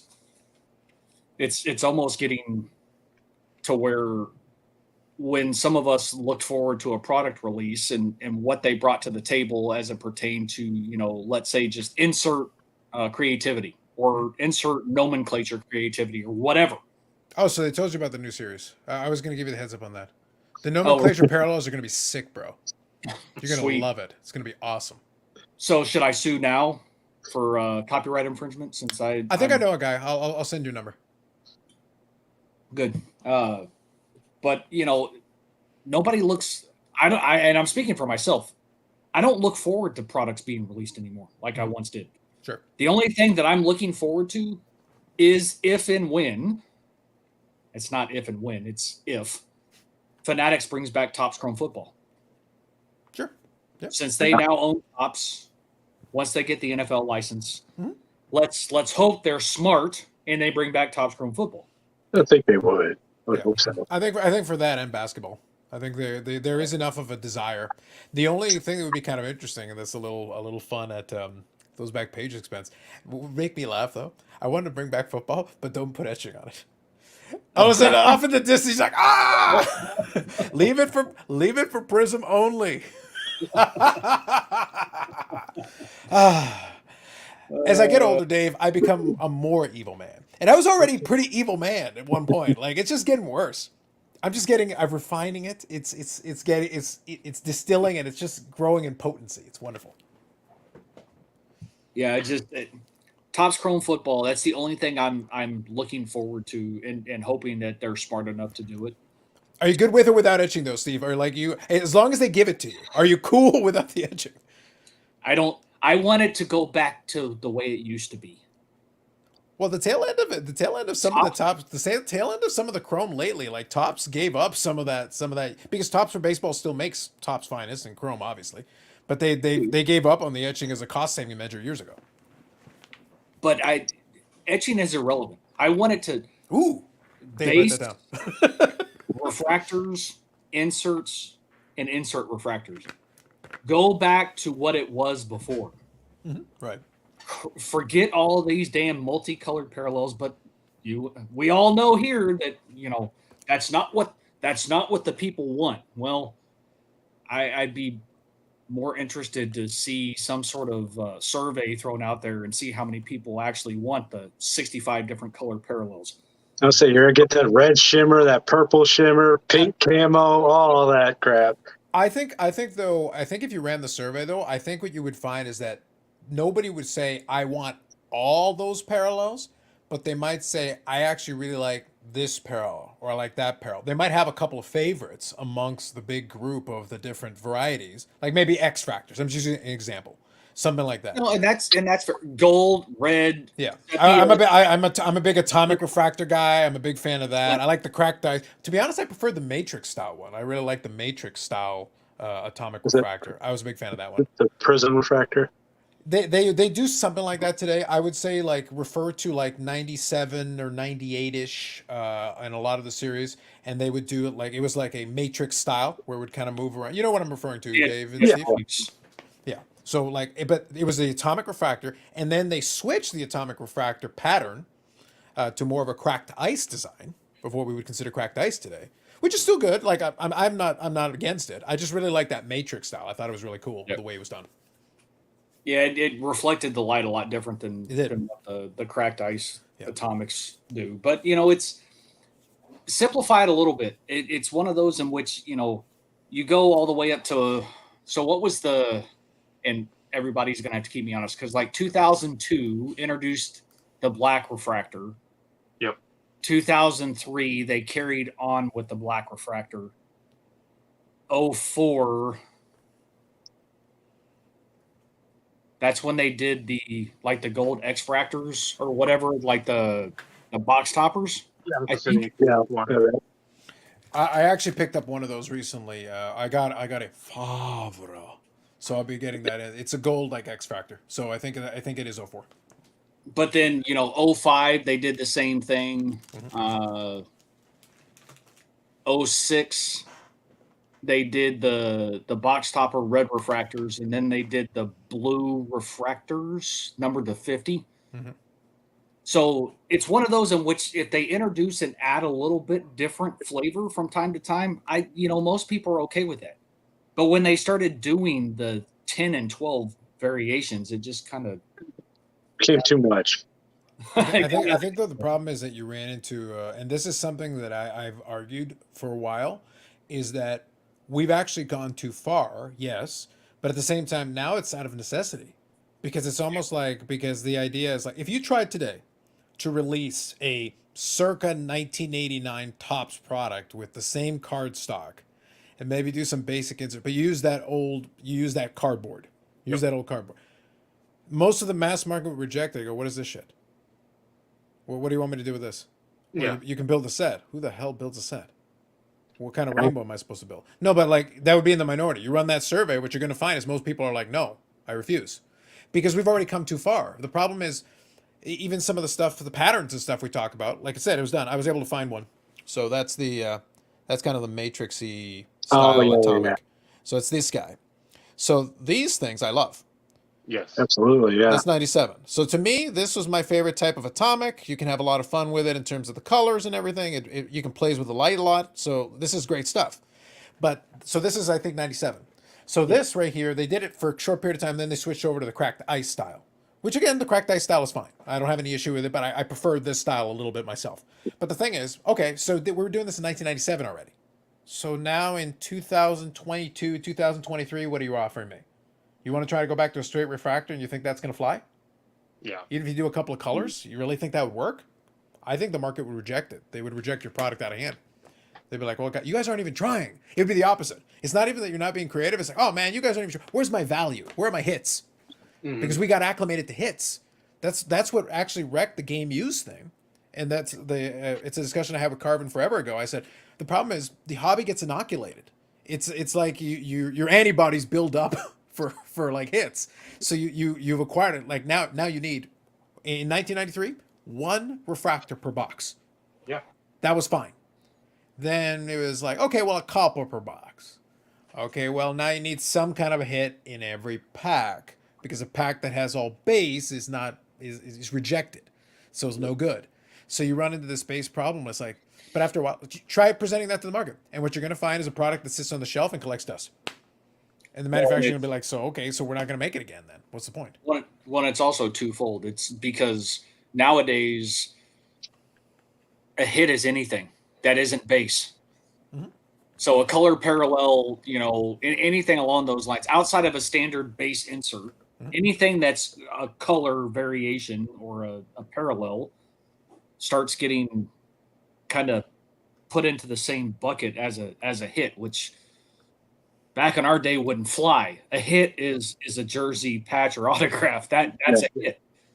But on top of that, these manufacturers are they're wanting to add more money to the bottom line, and the easiest way to do that is to add more parallels and so on and so forth in order to produce more product, which means therefore they're making more money. Yeah. Well, the reality is, though, the reason why I presented it the way that I just did is, look, if you could tell Panini or Topps, hey guys, tell you what, just put 1 legit hit per box, it'll be the product will still sell out. They'd be like, okay, sounds great, we save money, cool. Like they wouldn't turn you down. They'd be like, okay, sounds great, but they know that if they tried to pull that today with what people are now acclimated to, they'd be like, what is this garbage product? Billy experienced that with that Upper Deck AW product. What happened was he built the product. It was designed, and I think at this point we can kind of say it was designed to be sub $100. The product was designed to be sub $100 realistically, give or take. That's what it should have been, quote unquote. But the secondary market shot it up to $200 and change. So all of a sudden people are like, oh, we must get an autograph per box. Well, actually, no, you get an autograph every 4 boxes. Uh-oh. So you do get a hit, but it's not an autograph necessarily. It's one every. Now, the autographs have retained some value because you did spread it out. But the reviews that came back early were scathing, because they were like, how dare you charge $200 a box and not give us an autograph per box? When WWE for $100 or 100 and change is giving us 2 autographs per box. They go, but your autographs in that product are like worthless. Yeah. They're like sub $20. So, but you're getting 2 per box. So you got more hits, but in reality, you're getting less value. This other one has less hits, but it was designed to be more of a baseline kind of base product. But that isn't what the secondary market did. So expectations were this, but they provided this, and all of a sudden it was disappointing. So Upper Deck basically got a slap on the wrist going, how dare you try to actually have these inserts hold some value? The audacity. Yeah. So they got punished. So the manufacturer's getting that message, well, what do you do then? True. Yeah, and that's the market telling you. They're voting with their dollar, with their wallet. They're telling you flat out, we demand more hits. Well, then I guess we're gonna have to jack up the price. Yeah, it's that double-edged sword aspect. Mm-hmm. Yes, sir. So, Vinny, good to see you, my friend. put this in so you can hear you guys. I'm just gonna say, I just wanted to say congratulations on 100 episode, or episode 100. Thank you, Thank Steve. you. Welcome. And I'm going to bed now. Okay, goodbye. Take your gunk thing. Take your what thing? Apparently, I had gunk on my Earphone. earphone. Well, clean your ears. Good to see you, my friend. Good to see you. Good evening. Somebody needs a haircut. Did I know that right? You missed it earlier. Stove told us that he joined a cult because of his short hair. I saw it.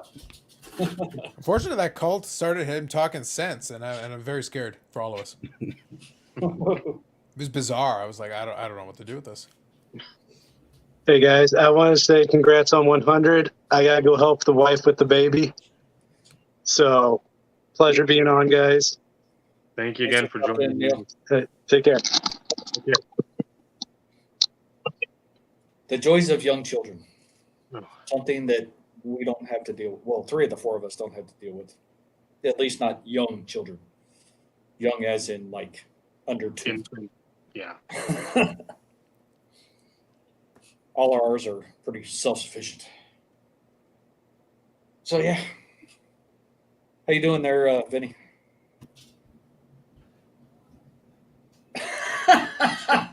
It's been a long day, guys. It's a long day.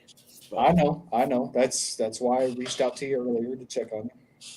I mean, we already knew that you were going to be on late, but it was one of those in which, as we were progressing towards the hour, I reached out to check on you.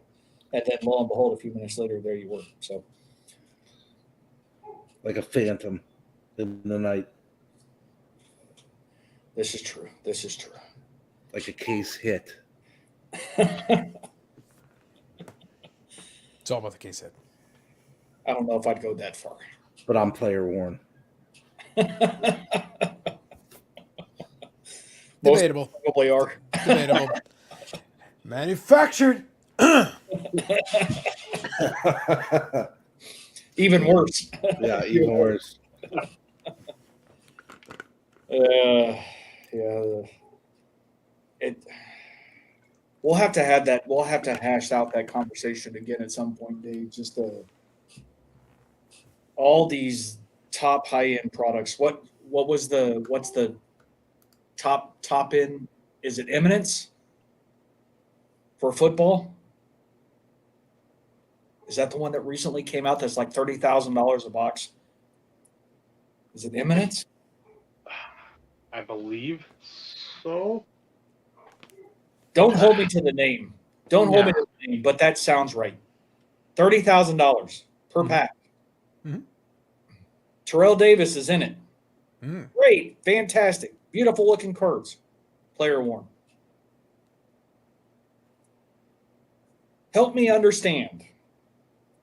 And this is,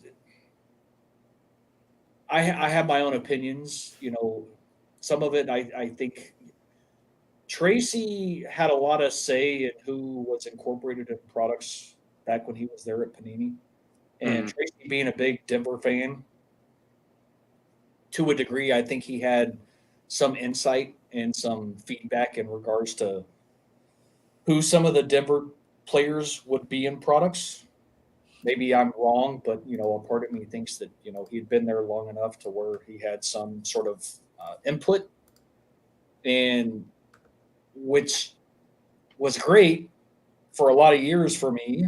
It kept the Terrell Davis collection fresh, but I've never understood if for something that's $30,000 or even $1,500 being flawless or national treasures or whatever, if you can't put game used in your top end products, just put in an autograph.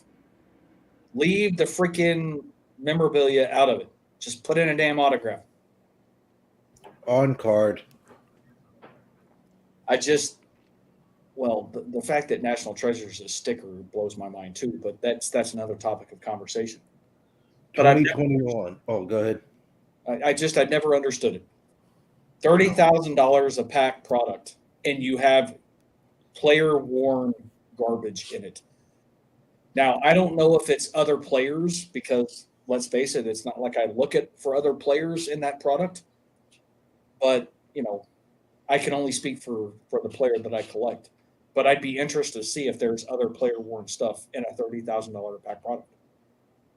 And if there is, if I'm a breaker, which is pretty much what that product is geared towards, let's face it, us run-of-the-mill people can't afford 30 grand.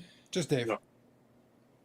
Oh, I was going to say just you, Carlos, but After the Fanatics money comes in, oh, then, yeah, then I get cases for free at that point.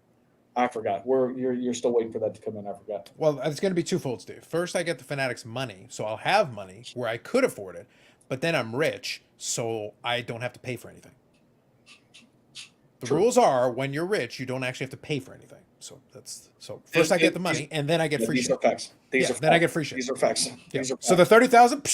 Here, Steve. Hold on, I'll rip a couple for you. Terrell Davis. Never heard of the guy. I think I got it for a coaster. Kindling. It's like what? Tom Brady coaster. But it's. I'd be interested to see if anybody else has done any searching on Eminence.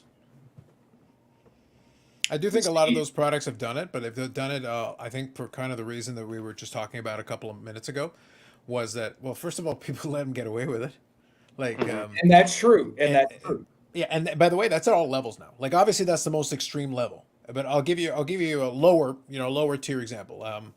Upper Deck Hockey came out with a Black Diamond product, so I think it was Black Diamond.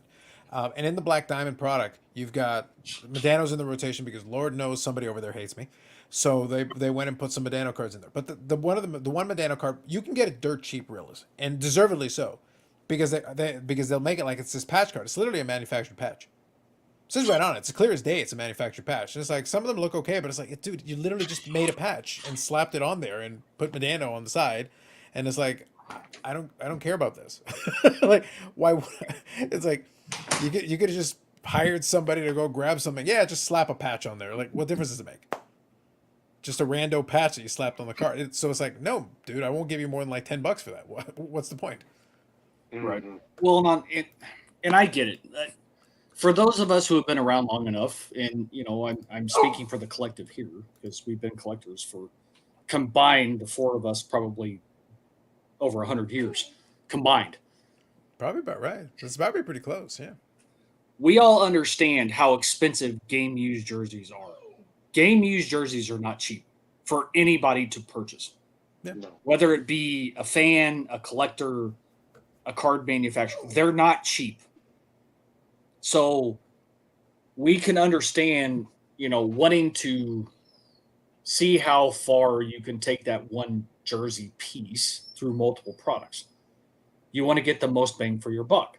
We all get that. I mean, let's face it. That's good. And we also burned through a lot of good game used material in the early days of game used. Yes. We burned through a ton. Like, this is like the dark secret of the hobby, is that those early 2000s ish stuff. Like, even I'll use my personal favorite, my favorite football player of all time, Tom Brady.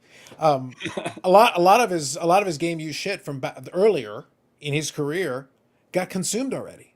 Yes, it's gone.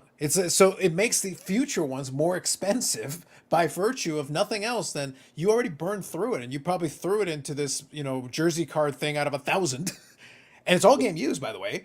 But it's 1,000 pieces, and you just keep consuming this jersey, and it's like, well, that jersey's gone, and this jersey's gone. It's like, and every sport's got his own thing. Like, for Medano, a bunch of his early game used got consumed in the 2000s. Between the late 90s and the early 2000s, it's like, there's literally 1,000 pieces of this, 1,000 pieces of that. It's like, they got 2 sets, and they'll go through a couple of sets a year, but it's not that many jerseys. There's a limit. Yep, and it's the same thing with Terrell Davis. I mean, granted, TD played 7 years, so of course the amount of game used is limited. Mm-hmm. But at the same time, they blew through it so quick that they pretty much ran out of it. And not that there's a ton of game used Terrell Davis jerseys hanging out there in the secondary market for them to pick up either. Mm-hmm. But for somebody like Medano, who spanned a 20-year career almost, there's probably more of those, but as the years progress, that shit gets more expensive to acquire and to purchase. Pacific basically consumes so much of it legitimately. In the early 2000s, they consumed so much of it. Years ago, I still could have gotten a Medano gamer for $5,000, but that's price steadily increased over time. Today, I have no idea what a gamer would cost. Probably double that. Yeah, because I think the last one I came across for Terrell Davis was like right around 4. Mhm. And it was from 97 too, I think. But even then, it's one of those. It's the nature of the beast, and most of us collectors bitch about the whole player worn stuff, and it's almost like a necessary evil these days because that's what people want. They want the memorabilia piece, but there's no. I feel like there's not as much appreciation for the game used aspect because to this day I still see a ton of posts on Instagram. So and so game used, and it's like I know that is not game used. Yeah. But and it's the same thing with eBay. eBay will put it on there game used, and it's only the front of the card. And you almost want to message every single one of them, hey, why aren't you putting a picture of the back because it's not game used. Mm-hmm. So you're lying through your teeth. But it's the necessary evil because people have grown accustomed to wanting memorabilia in their cards. Mm-hmm. And for those of us who have been in the hobby longer than, the last few years, we understand, like I said earlier, that to purchase game used jerseys, it's not cheap. And when it makes you wonder how much when they look at like the portfolio for the year and the cost to produce X products for that year, how much of that goes into the calculation of their costs that get accrued for the year of, okay, what do we have in game used memorabilia? Okay, well, since we want to put this list of players in this product, but yeah, we don't have game used, but we can pay this guy $100 to throw on a jersey and we can put it in products, how much of that gets thrown into their cost analysis for the year to produce product? I would almost venture to say at this stage, that's probably the majority of the items now. The majority of the memorabilia stuff is going to be the player worn stuff at this point, Yep. because the market, and this is the thing I go back to, the market has already told you by buying the product anyway that okay, so you buy player worn. So then why would we spend more money on game use and just add additional costs when it makes no difference to you one way or the other and you don't care? Like, you're not going to buy more of this. This product already sold out. We're not going to sell more of the product by buying game use and increasing our cost. That seems like a stupid thing to do. That's bad math. How about we do the cheaper version and then you buy it out and it sells out anyway? Let's do that instead. Kaboom!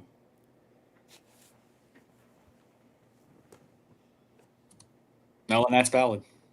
Yeah. I mean, we being the collectors have, like you said, kind of allowed it to happen. Yep. We And I gave can't them blame them for being good. capitalists. I cannot blame a company for No. being capitalists. Of course not. I'd do the same thing in their shoes. And I'd cackle while doing it. No, Of course. I get it. No hobby before 2020. Come on, Eric. They're only allegations. You got to be fair, though. Yeah, Eric is a confused individual. He still thinks the Boston Bruins are real. Thank Vinny. It's hilarious. He actually thinks they exist. It's adorable. I have no idea who lied to this child. It's very sad. It's crazy. From the research department, a 2021 Panini Eminence Football Justin Herbert patch autograph, 8 out of 10. This got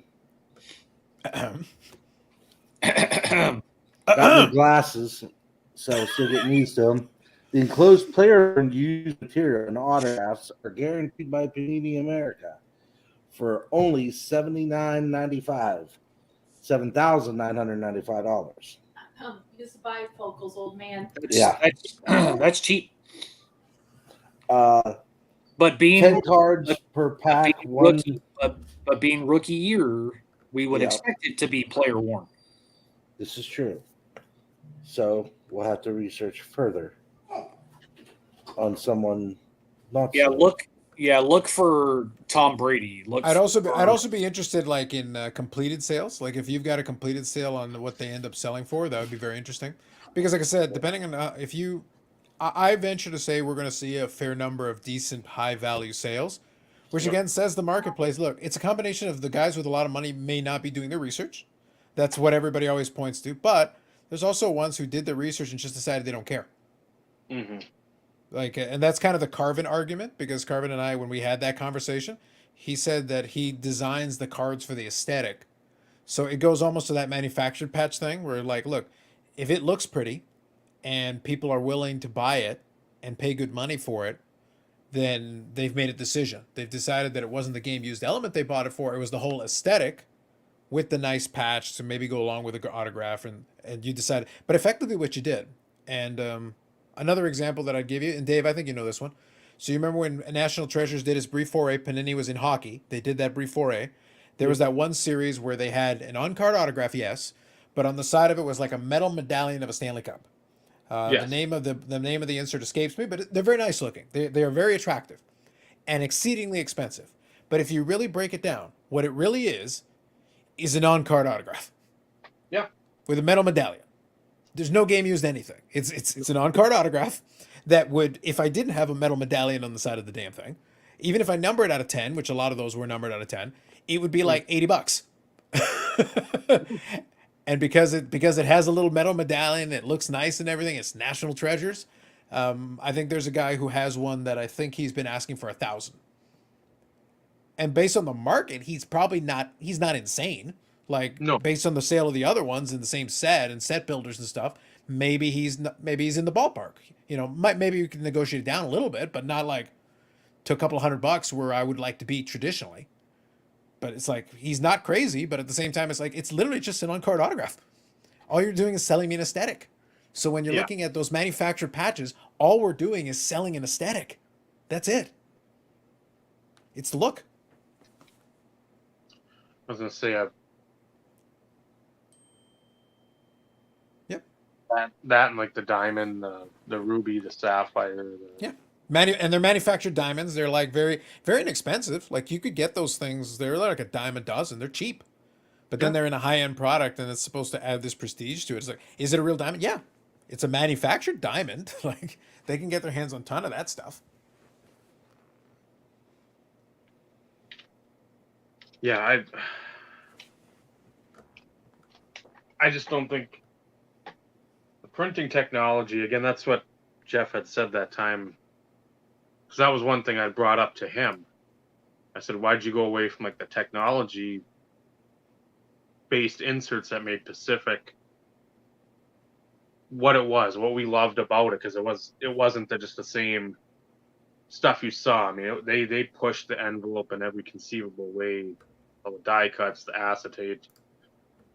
Again, you have a card in a traditional form that looks like a stamp. How much die cutting to that, and just how much of a headache that is to keep that in any sort of decent condition. Mm-hmm. And then going to like the jerseys, and it was just cost. So again, at the time, yeah, because they're putting in Prentice Redmond, they're putting in Eric Rett. They're not putting in. They're still putting in the Favres. They're still putting in the Marinos, Emmett, Rice, all those guys. But again, you can sort of offset those costs by putting in.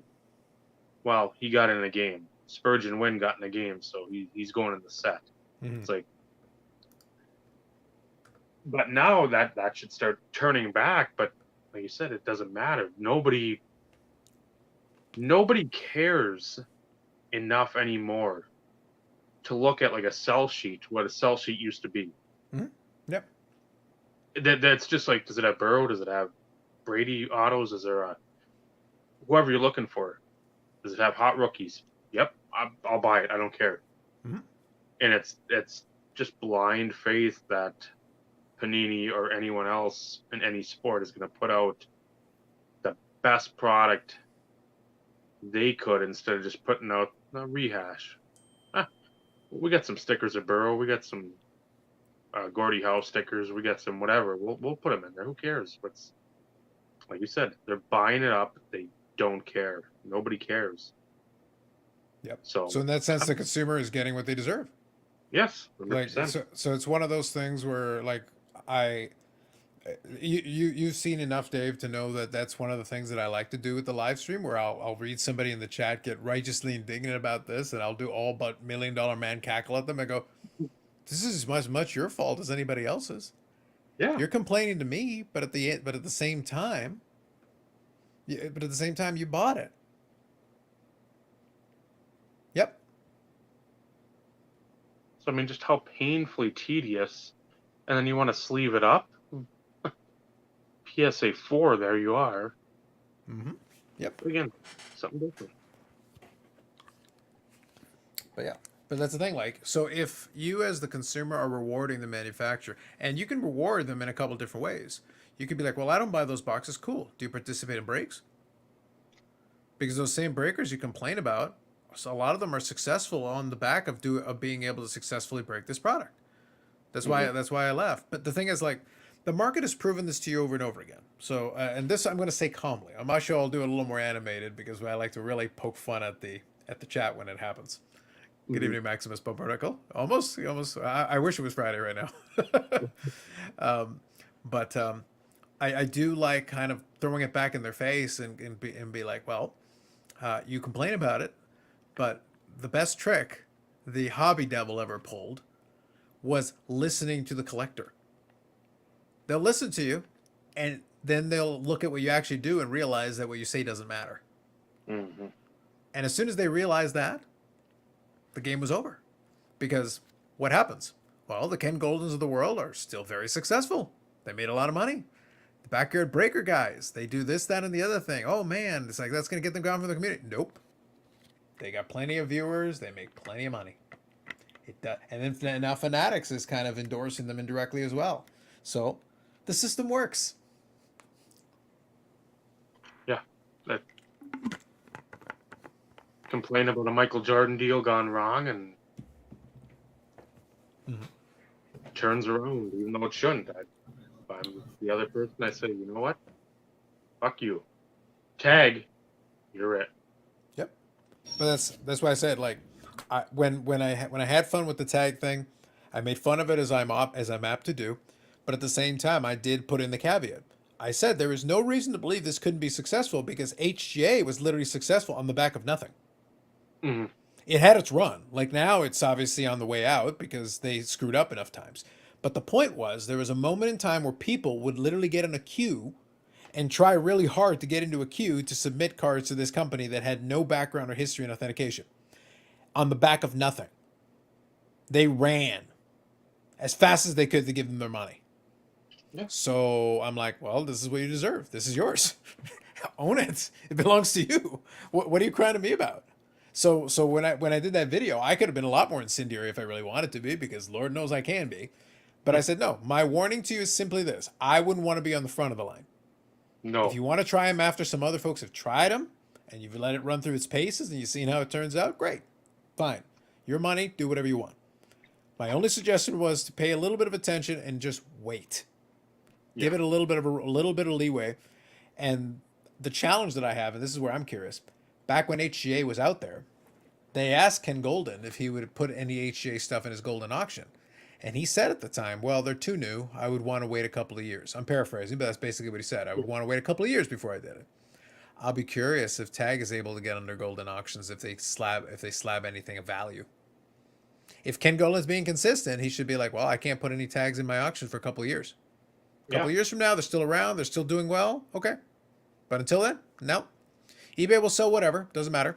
If I was PWCC, I'd cut them off at the pass and go, not yet, guys. Can't do it. Mm-hmm. Because you don't see an HGA in PWCC as far as I can tell. Yeah. And they've been around longer. So as far as I'm concerned, PWCC should turn them down and Golden should turn them down and be like, not yet, guys. Not until you've had a little bit more time, a little more track record, then we can talk about it. Till then, tag yourselves as you were.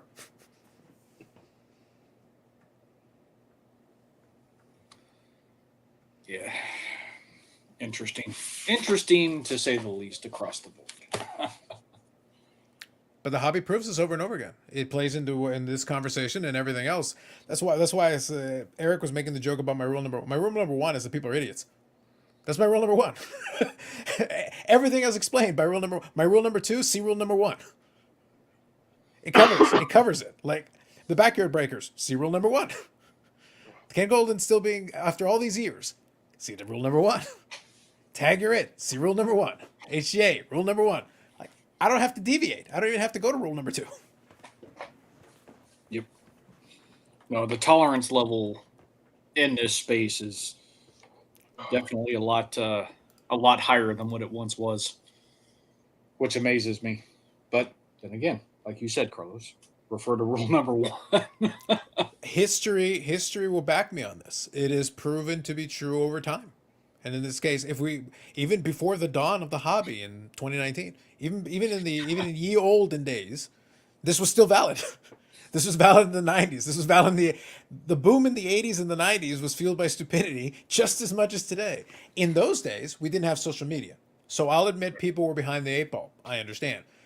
But I push back and I remind people because I started my collecting in the early 90s. That was the tail end of this run. I go, even back then, I was like, so you can buy 100 of this rookie. Right. 100 card bricks. Right. So that's rare. Why? I didn't need social media. Like you can put two to two together. If you can build me a brick of 100, it can't be that hard to find. No. This ain't that hard. The answers that you seek are before you. So it's like, oh, but all these people lost money in all these shops closed. Yeah, bad business model and stupid people. What's the problem? Nature has taken its course. It is resettled as it should have. The people that were able to adapt survived. Correct. Because there were shops who did live, but they adapted. They had to. They realized, they read the room and go, oh shit. Now we got to do something or we're done. All right, let these idiots go bankrupt. We'll be all right if we make some adjustments. I don't care what we have to sell. We'll figure it out. Sell something else at the same time. Yep. Adapt and overcome. Mm-hmm. And some of those guys are still around because they adapted and they can play the game. And this too shall pass. So, Vinny, out of curiosity, did you do any more digging for eminence for anybody worth a damn to see if you just 2021 Panini Eminence Aaron Rodgers on card patch auto number to 10. game used? This closed player worn used material and autograph were guaranteed by Panini America. Mm-hmm. Yep. Aaron Rodgers. Mm-hmm. There we go. Pretty patch. Oh, no doubt. I believe it. But the beauty of it is you can get as many of them as you need in order to find the finest patches you can put together. So where I would actually get mad in the current era is if your patch sucks. Wait, how dare you? You could have had him wear 6 jerseys and gotten a good patch on all of them. There's no excuse. They should all be awesome patches. Yeah, how can you have a single color patch on a player since you can literally probably pay them a few $100s to put on 10, 20 jerseys? Yeah. You know, what actually dictates player worn? Is it literally put on, take off, put on, take off? That's player worn, yeah. By definition, that's player worn, yeah. From our perspective, that's what I would take into consideration. You know, I wonder if anybody's bothered to ask, hey, Panini, what dictates player worn? Is it literally put on, take off, put on, take off, put on, take off? Yep. Or do they go catch a fake pass off of a freaking, football machine? And that is where they kind of coined the phrase player worn. Well, I did have fun because, again, if I go to the old archives, Carvin gave one scenario that is a lot of that you can have some fun with because, again, the wording, here you go, Steve, for you, the nomenclature is critical. It is critical because, okay, let's say game used. I demand game used. Very well. If you play a charity game, is that game used? Because it was a game that you played in. The player in question wore a uniform in said game. Or an exhibition game. Does that count? That's a game. The player suited up. Yeah, it's loose use of the terminology. And that could be considered game used Because if you're playing in an exhibition game and all you did was take like 3 snaps, you're a quarterback and you played 1 series. You took 3 snaps. Here's your uniform. Take it right off. That's game worn, bros. Yep. That was a game. It happened. Player wore it. Is that good? Are we good now? Well, and that's, if I'm not mistaken, like when you look at some of the older early 2000 stuff, when it said game used In an official NFL game. they had that in the NFL, the official NFL game, or they even had the game in which it was actually obtained from. Mm-hmm. You know, Panini was fantastic. I should say Donruss Leaf Playoff was fantastic at that point in time when they did that. Mm-hmm. But then over the years, it's game used, and there's no other like details surrounding it.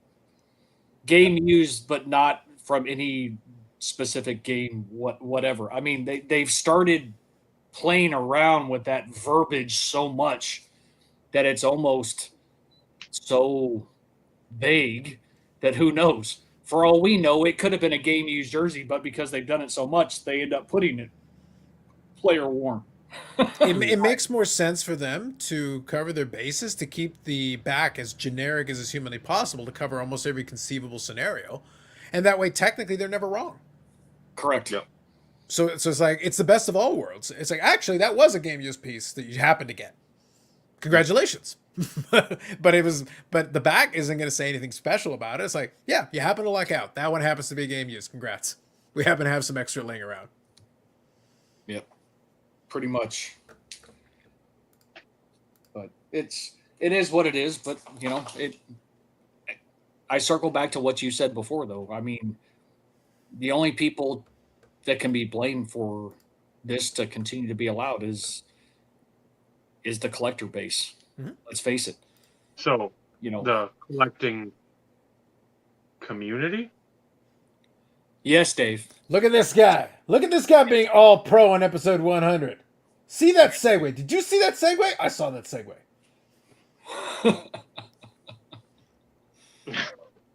Full circle. You get a clap, Dave. You get a clap, Dave. Of course, we're still going to bitch about it just because.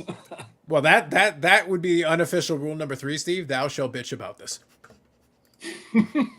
So that's the unofficial number 3. So we'll add that into the rules. That can be rule number 3 of the hobby. Thou shall bitch anyway. Yeah. Yeah, but there should be some stipulations to allow to use for an individual to be allowed to use that rule. Mm. Have to be a collector for at least X number of years to be able to claim that as a backing sort of valid point. I'm throwing out rule 3. So you're trying to insert it. You're trying to add a subheading to rule number 3, a caveat, if you will. Yes. Now, the dawn of hobby time was 2016. I was told that was the very beginning. That's like literally the dark ages before everything. So then, are we doing like a percentage? Like if you started in 2017, that's like most of hobby time. No, I'm talking about before the dark ages. Before the old dark ages. My God. Yes. The Cro-Magnums roamed the earth. My God. And the T-Rexes were out there. Like I said, the collective here, over 100 years of collecting, which means on average, all of us have 30 years plus. But well, I got 32. Y'all can figure out how to break up the rest of that however you want. Oh, geez, I hadn't even thought about that in a while. My math is easy. I started in 1990. So it makes my math real easy. 84 is when I started. So yeah. But did you have any interruption in between? I have 32 uninterrupted. I've always collected. Okay. But that doesn't, I mean, there's been times in which I didn't pick up stuff, but I've always like managed to like look at my cards and stuff. That's fine. On those. Yeah, I still go to the shop, that type of stuff. I'm good with it. That's fine. Laundry tag book. Yep. That's player worn. Oh yeah. Because that's is that what's his nuts? Yep. Jason Morrow. Thank you. I'm glad you do what I meant. That's why I'm here, fellas. That's why I'm here. It translates directly from what's his nuts. Wasn't that the nickname? Wasn't that his college nickname? That was on his press pass auto. the nickname. Nice. That should be an inscription auto. his Dave, you collect that. It's like, I am rainbowing that shit. You put that in an inscription, I'm getting them all. That would definitely be something Dave would do. Yeah, absolutely. But no, in all seriousness, though, Carlos, we do need that sub caveat in rule number 3 to be pre 2016, hobby existence. Mm-hmm. Fair enough. We'll have to get the prehistorians to look into it. Okay, I need you to work on that whenever you get an opportunity. I got a hobby historian on call, so I'll see what I can do. Bobby can find us some artifacts to confirm the hobby before 2016. Perfect. I think maybe there's something buried with Tutankhamun, so I'll see what we can find. That's fantastic. I want a full report on Friday. We aim to please. We do what we can. We'll try to squeeze it in. It's a pretty cramped timeline on this Friday show usually. We'll try to find a couple minutes for you. Like 86 for me. That's what I remember. Top football. I had a ton of that. I don't remember Rice, but I remember like Anthony Carter, and that would have been the year I would have started and completely uninterrupted. I mean, there were years that I wasn't as heavy as the last maybe like 6 years, but I mean, it was still. You go to Target, you go to Kmart. I've told the stories. You see a box like the repacks, the 1999 or 29.99 from just a couple years before. It's like, shit, this is jackpot. Mm-hmm.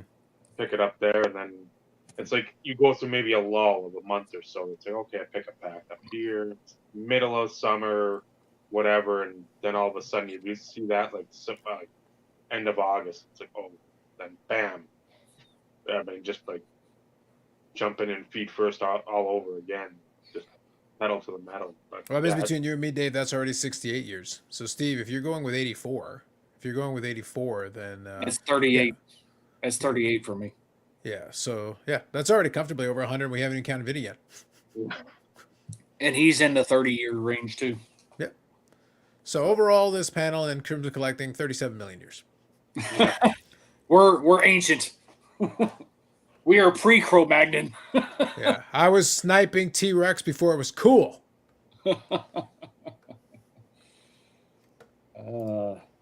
So, Ty, I answered your question. I'm not sure where that came up, but... Well, I don't know if you remember, we did have a discussion once about what makes a collector, and that you were kind of in the chat as part of that discussion. And we were. I think at that point, maybe might have been Carbon as part of the conversation too. We were trying to figure out, how to define what population, because what started it was how many collectors are there. So then the question is, all right, how do you define like active collectors?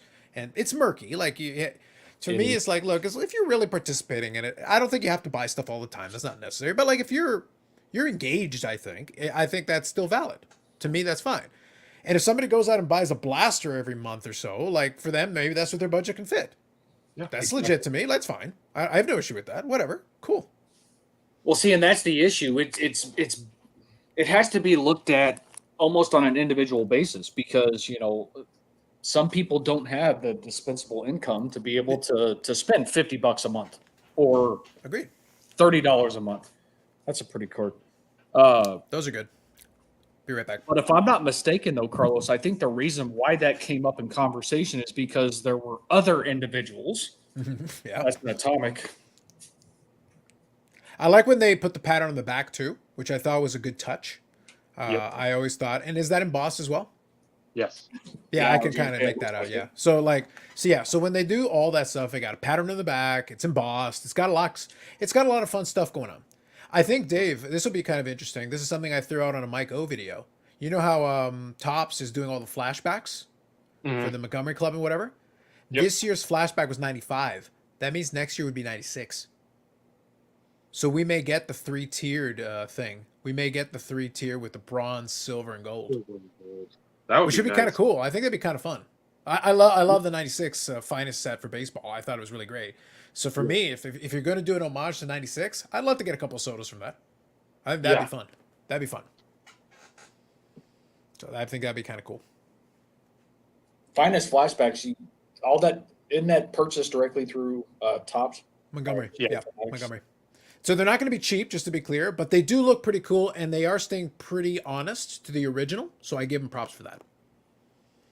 Be right back. I think this was one of the shiniest. Is that Bowman Chrome or is that Tops Chrome? It's Tops, and this was like the Tops had it because it's just. I'll show you the straight up there. Oh, yep. Okay. But they had it's like the interleague all stars from '97 baseball. It was in Tops. It wasn't in Tops Chrome, but it's still got like the finest / chrome type. The chromium. And then there's the refractor version, obviously here. But I when you brought up earlier like the Tops Chrome or Tops Chrome going back to a minimalist theory on like refractors. It'd have to be like a public survey. It'd have to be. You'd probably have to list every one that they ever did for Tops Chrome, not like a Bowman Chrome because Bowman Chrome. God, what was it? 05, 04, 05. I think had the box loaders that were the red refractors, and I always get those screwed up because I'm like, oh, or no, 03. Tops Chrome did it in 06, was the red. Okay. But the 03, because I think I see Bobby Wade. And if I search for him, like maybe once a year, and I'm like, shit, that's a 101. Because again, you start thinking red in the old school, that was a 101. Right. And they'd have to do the numbering. It almost have to be like a tournament style Sweet 16 or go from 64 to 32, 16, whatever. I don't care if there's like 8 parallels. That's fine. That's probably the max where I'd feel like, okay, that's something obtainable still, but it's not completely overkill and you're not down to like 2. Yeah, it could definitely be a simplified approach, but like Carlos said, it's one of those in which, since we've kind of, and I'm using the term we, not us per se, but we, the collector, demand all of this because for whatever reason that's what we want. Us. I'll say us, and Carlos, I don't want to speak for you. I'll speak for the other 3. Being purists, we like the more simplified approach. When I look at Dave, I think of purity, yes. I wasn't referring to But it still was such a beautiful opening, and I refuse. My personal rule number 1 is thou shalt not skip a beautiful opening. Please continue. After a long filtration process. Continue.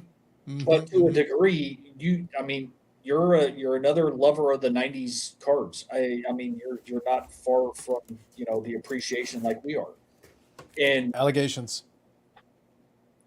proof is in the pudding. Yeah, so that's the refractor. So that'll be I'm hoping they bring back these. I want to see the little subsets and stuff. There's the Griffey to go along. Working on that gold version. So I got the refractors. Making my progress. Getting there. Beautiful card too. Yeah, those are expensive as hell now, though. I gotta be honest. Even that 7, it was not a cheap card.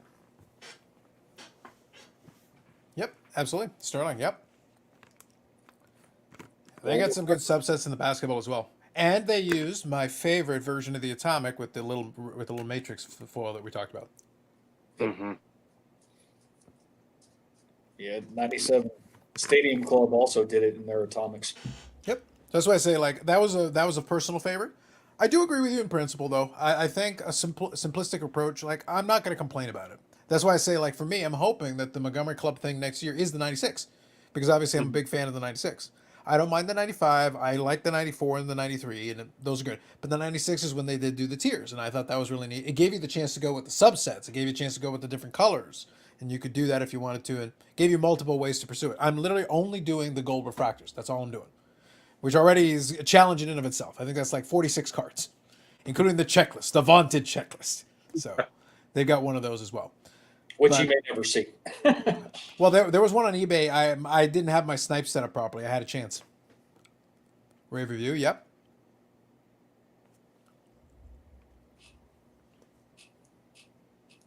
In the tux.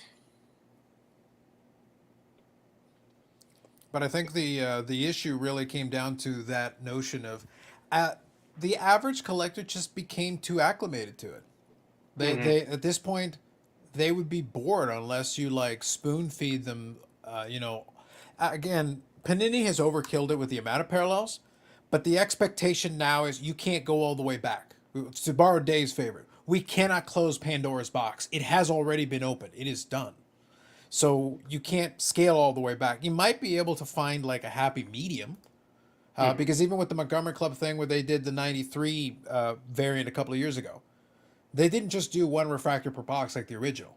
They did include gold refractors, and I think they had one or two other variants. They didn't do a ton, but they're like, we know people are buying these by the box. They're not going to buy them by packs, so we can't just give them one refractor in the whole box and call it a day. We have to give them a couple of other ones. No, and then like if you have the inserts, it used to be okay. The insert's like a 1 in 36. Mhm. Then your refractor is the case hit. Mhm. Or I want to say hockey had it one year, and I think basketball. I don't know baseball and football, but it was like, let's say 1 in 10. The refractor version was 1 in 100. Just multiply it by 10. 1 in 30, 1 in 300. So it's like, okay, maybe the base is the refractor. Well, now you have already built-in inherent value because it's incredibly tough to obtain. Instead of, oh, well, here's a sepia. Well, it's a nice looking card. It's to 99, but I mean, if you pull Josh Johnson, who cares? Yeah, you pull somebody that's good, then you're happy. But the inserts, you're pushing the cards, or you're pushing your chips in that realm. I think over time you could build that back up. It would take time, though. That's the problem, because in this hobby, especially now with all the superstars out there making videos all the time is their enemy. I mean, if something's hot, you want to get rid of it right now, according to these people. Because if you hold it, I don't know. I got to get something liquid. I got to get something that's gonna not as risky. Yeah, for the day trader type people, yes. If you have any intelligence, you want to hang on to some of the stuff. Maybe ride out a few waves, and down the road, stuff pans out for you. But that won't happen. It's just the nature of the beast now, and like we've all said, you're not going to be able to go back, and that's what sucks, because there's a lot of shit that could be done, brought back in, and it wouldn't have to be the Fleer Retro. It wouldn't just have to be a standalone product, and everything else gets fucking murky waters with gold prismatic shimmers, gold snakeskin, gold toilet paper. I mean, gold toilet flowers, gold campfires. Giraffe turds, man. Come on. Giraffe turds. I'm really getting sick of you guys spoiling the next 2 years of Panini products. Like, enough already. Like, I'll send you the damn sell sheets, but like, on the download, bros. On the down low. The red foil YouTube Hall of Fame patch. I mean, it's The problem is when we get to that one, it'll be manufactured as well. Oh man, you don't even have to be. Well, it can't be game used. Could be player worn. Or could it? especially from Bob Lewis. Are we really talking? Are we really saying Bob Lewis is a player? Is that what No. we're going with now? No, No. but he's worn it. He's got it. On He his has back. worn it. He has worn it. It's like individual worn, Yes, Personality worn. personality worn, personally worn. person of ill repute worn. Disassembled chair relics. Well, the chair. Listen, the chair relics. The chair relics would be like a Brian Gray special. I think Brian Gray would get his hands like, chair. You say? Interesting. I'm Yeah, intrigued. none of us could afford a chair relic. No, that's We're peasants. You get an email soon, Vinny. Just now that you've put it out in the world and manifested it, he goes, "Tell me more. I'd like to subscribe to your newsletter." Hey, Roth said to manifest it. Manifest it, and it will be.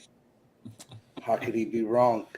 Well, listen. When I know that an individual that remained nameless is a big proponent and fan of these individuals, and would basically give blind adherence to all of these wonderful tips that are given from these hobby goats in training. They're not like the OG hobby goats. The OG hobby goats are like necklace. But the point is, if they had a neck back in the old days, before when they were mere hobby mortals, then they lost the neck, and then their head started to float away, and now they're hobby goats. They've transcended they've elevated to a higher sphere, a plane of existence, and now they just play tag all day. It's great. Sometimes I'd love to play on words. Well, if I'm gonna come on here for episode 100, I got to bring the heat a little bit. I brought some knowledge. I brought a little references. I try to help her educate the people on the manufacturing problem, the issue that is the thing. Hashtag scholarship. That's right. We had to cover the whole bit here. The whole bit had to be covered. Yep. They're like the Spacing Guild in Dune. They're evolved forms in their little tanks, hovering and floating. Nice. Bending time and space. Hobby time and space. Yeah, and they still don't know how to price cars because they're fucking morons. Sorry, go on. On that note, Dave. Oh, speaking of Bob Lewis's chair, speak about chair and look what happens. No disassemble. No disassemble Johnny 5. I actually watched that the other day. I hadn't seen that in freaking forever. Short circuit for those people who may or may not know where I said it from. that used to be like Steve HBO. Gutenberg at his best. What was that? HBO used to have that like way back in the day, like the late 80s, when that was like on there, and a neighbor had that. I'm like, wow, you've got HBO, and now it's like nobody. Just so many references that are absolutely lost on anyone born after like 1995. Just you're like, what? HBO is fucking like $10. Like, no. Is this the segment of the show now where it's random pop culture references? Is that the piece we're in? No, I was getting ready to inform Dave we were coming up on the 2.5 hour mark. In start 7 naming minutes. songs. In 7 minutes, we still got enough time for 1 or 2 pop culture references. This is true. I did send out, and I don't know if I sent it in the big group or just to you and Vinny, Steve. I found on my birthday on YouTube, to my great delight, that the full movie of The Room is there on YouTube for you to watch. The Tommy Wiseau masterpiece. Why wouldn't it be? Why wouldn't it be? It Of all the hasn't. movies, that is a movie that probably belongs on YouTube. It has not been, because I showed Naomi, I've showed her over the years like the clips, Mhm. and I mean, she's just like, this is horrible. I'm like, you are not wrong, but I'm guessing the whole cinematic experience is going to be just like off the charts dumb. And to see that, and she's like, is that the full movie? I'm like, yep. Like, we're gonna watch it. I'm like, yep. Just, but I think you should do a double feature with Manos: The Hands of Fate. I'd just have Torgo's music the whole time. Yes. Mm-hmm. So there's one reference. So here's a little trivia thing, because I love watching a YouTube channel called Taught in the Shadows. He's the guy who does these basically music related reviews and stuff. He's got a couple different series that I enjoy. One of them is called Train Records, where he'll talk about a musician group and talk about a record that effectively ended their careers and give a little background. It's like a mini documentary, but they're usually like 15 or 20 minutes. It's not crazy. Another one that they do though is he does One Hit Wonderland. So that's a series. I love one hit wonders. So it's kind of fun hearing the background of a lot of them because, like I said, it's a mini documentary. He'll do some research and give you their history, discography leading into it, and weird facts and all kinds of fun stuff. One of the ones that was kind of fun is he did one for Maniac. I don't know if you remember that from the movie there, and basically it was the what's the name of the dance movie that it was featured in? It was Flashdance. Flashdance. Thank you, Flashdance. So Maniac was obviously, the big song that kind of came out of it. And really it only became popular because of the movie. And the movie wasn't very good, but people remember that song and they remember the scene where the girl is dancing and the whole bit. That's basically what it was for. But here's the funny thing. The song is called Maniac. But if you listen to the lyrics, and he did the research and did the review on it, that you listen to the lyrics are kind of weird. The whole thing is a little strange. Well, as it turns out, Maniac was actually the guy writing a song for a horror movie. And he turned it into a song for a dance movie. It just modified a couple of the lyrics because I think the song is like Maniac, Maniac on the floor or whatever, and you do that whole bit. But I think it was supposed to be Maniac, Maniac, and then it goes into it and something about like stapling a cat to a door. Like the original lyrics are literally meant for a horror movie. It's like it's a serial killer who's out to get you, and that's actually the tenor of the song. But then if you listen to the song, it's like actually it does sound like it does sound like a psychopath that's chasing you. But he modified some of the lyrics in there and just rolled with it, and that's the Maniac song.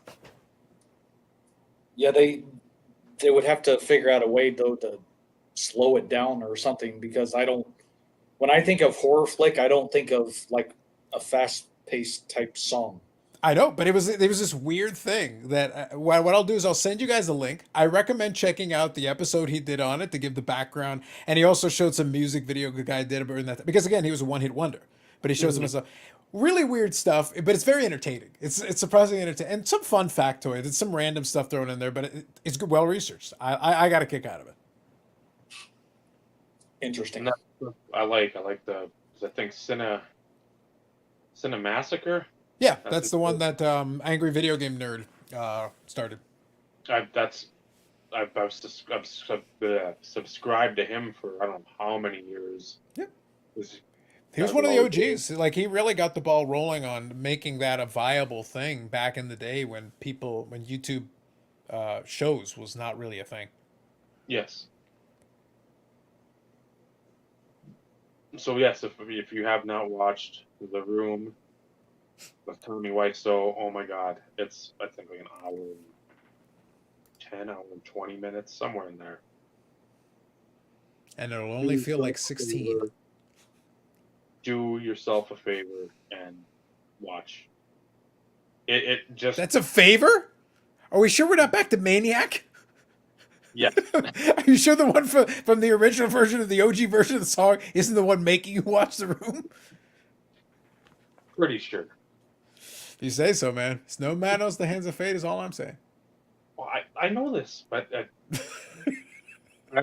I've been and you try to look for the DVD. I've looked for it on eBay, and it's not a cheap find. No, it's not. But they did a Blu-ray remaster, Dave. You should get the Blu-ray remaster. I might have to. Speaking of wasting your money, why stop now? I know. Say what in that really? In for a penny, in for £1 million. Yeah, it's good. I enjoyed it because I enjoy that type of movie. I'm not a big movie guy. When it comes to movies, I want the campier, the dumber, especially the low budget or low quality acting.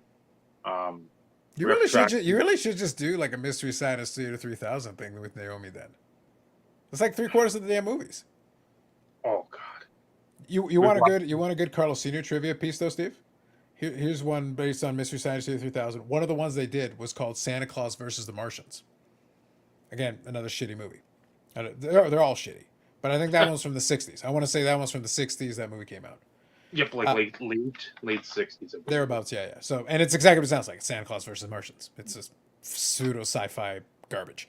So anyway, it did have a brief theatrical run, nothing crazy. So I was sitting there watching it. At that time, I was on Mystery Science 3000 kick. My buddy from university got me into it, so I'm watching this. And I'm watching this with my younger brother. We're watching it, just getting a kick out of it, whatever. My dad walks by, and we were still at the house at the time. But my dad walks by, and he goes, "Is that Santa Claus versus the Martian?" I'm like, "You fucker. Like, don't. Why? Explain. I know you didn't watch Mystery Science 3000, so explain yourself." And he goes, "Oh, I saw that in the theaters." Of course you did. You're like the only guy. You're the guy. It was you. The only ticket sale ever. The only ticket sale recorded for Santa Claus vs. the Martian in Espanol was Carlos Sr. Because in the 60s he was basically in his teens, and he would just hang out at the theater all the time and just watch. He watched The Exorcist in theater when it came out. He watched Jaws in theater when it came out. Like all the best, and clearly the shittiest movies of the 60s, well into the 70s and into the early 80s. He basically watched that in the movie. He was in the theater all the time watching a bunch of the stuff. So like he literally recognized all on his own Santa Claus versus the Martians just by watching a couple of minutes of it. And he goes, "Santa Claus versus the Martian?" I go, "Really, dude? Really? Of course. Never mind." So there you go. A little free Carlos Sr. trivia factoid for you. I was going to say the earliest movie I think I recall seeing in the theater was E.T. That's fair. At least that's a decent movie. I will say though, it is kind of fun given how many movies he did watch back in the day. When they did the re-release of the Bond movies and they remastered them for Blu-ray and stuff, it was actually kind of a fun experience. When I got the first one, I was able to bring over Dr. No because he had seen it. That's the first Bond movie. Because I was kind of curious about his take, given that he watched it in theaters in the 60s. So I was kind of curious about his take. So we watched the movie, and I go, "All right, man, what do you think? This is the remaster. They digitally remastered and did the whole thing." He goes, "It's never looked that good." Because he remembered it from watching it the original time, and they cleaned it up. They made it look real nice. It looked crisp. The early Bond movies, when they did that remaster, they did a good job because those movies look crisp. It's crazy. Yeah, I can't even imagine back in the day watching it on the grainy 35 millimeter or whatever film then, and then now it's like Earth and fucking Pluto. But that's why it was kind of fun to use him as a perspective because I knew he had seen the original, and I go, he would at least be able to give me a reference point. Obviously, I didn't see it in theater in 1965, so I can't speak to it. He did, so I'd be like, "Hey, you tell me. You've now seen both. You saw the remaster all these years later, and you saw the original. What do you think?" He goes, "Sounded good, looked good, nice."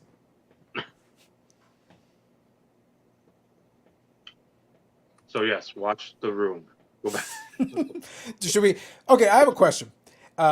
In the same vein of shitty movie, well, actually, this is a good movie, not a shitty movie. One of my favorite running jokes with him for movies was that obviously he's a big fan of Jaws. He loved Jaws in the theater as well. Great movie for that, especially. The question that I would have is, I argue that Jaws is better served in the shit, basically recorded with a potato. Because the shark does not hold up very well when they do finally show it, if you can see it. In fact, the blurrier, the better. It's the opposite. I joke, it's like we need to see Jaws in 140p, but with good sound. The sound should be crisp. We want the soundtrack to be good, but the picture should be grainy as hell. Just block, put some dirt on the screen or something. Like, block that. So, of course, as a gag, I bought Carlos Sr. the Blu-ray version of Jaws. And it's all, dude, if they get a 4K version, I'm buying you that one. It's like the paper mache shark. It's going to look like crap. Yeah, But it's going to sound amazing. definitely does not look very realistic. That is No, it doesn't hold up well. So Mike, the reason I mentioned it. So Dave, should we be watching The Room with a potato? Do we want the visual experience, or do we need to see it in 8K? Which end of the spectrum are we putting this for you? 8K because of Tommy Wiseau's mannerism. That's worth the price of admission alone. I see. His complete overacting on stuff where you wouldn't need to overact, and then so blah. In other situations where, hey, you want to show some character depth, and it's just there's nothing going on. It's so wonderful. Yeah, And then if you get a chance, I'd rather watch paint dry.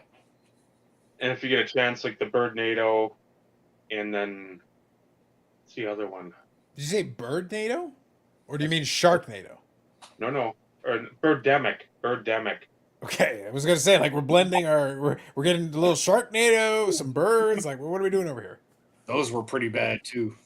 They were Steve, but there is a Sharknado pump in our future, so we'll work on this. We'll workshop this. Now that I have some Sharknado cards, the Sharknado pump is a real thing. And I have to say, when we were on vacation and it was quite rainy one of the days, they were airing all the Sharknado 1 through 5. Is it 5? It's 5 or 6, I forget. And I hate to admit it, I sat and watched 1 through 4 because I had never fully sat through any of them. And I'm like, you as a man of culture appreciate cinematic classics like Sharknado. I wish I could have gotten my 5 or 6 hours back after watching them. To be honest, I think it improves with additional rewatches, Steve. The thing is, you gotta really appreciate the artistry. It's like Citizen Kane, Sharknado. No, yeah, it's basically the same thing. It's crazy. No. Rosebud, Steve, Rosebud, show some love, Rosebud. No. On that note, we managed to surpass the 2.5 hours because we went pop culture, which we knew would happen, especially with this group of people. Hey, somebody needs to do it. This is true. The two, because I know you want to cut me off because I'm keep talking. Yes, shut up. The Riff Tracks Birdemic, Riff Tracks Replica. The same director for both movies. And I want to say it's a win, like Nguyen. I don't know what else he does. I hope it's nothing else because if you love watching people pull out of parking spots or driveways and slowly drive away or drive down the road, you will be in heaven. It's worth your time. Again, if Steve sat through 4 fucking Sharknado movies, the ground cinematic classics. We're just not listen, you uncouth heathens. I'm trying to bring culture to this shambles of podcast here. Just appreciate Sharknado for the cinematic greatness that it is. Sharknado pump. the ground Steve is standing eBay store selling Sharknado cards. The case hit will be the Ian Ziering 90210 inscription auto. Every card is a case hit with Sharknado card save. Every card is a case hit. This was only one case. Right? That means it's undervalued.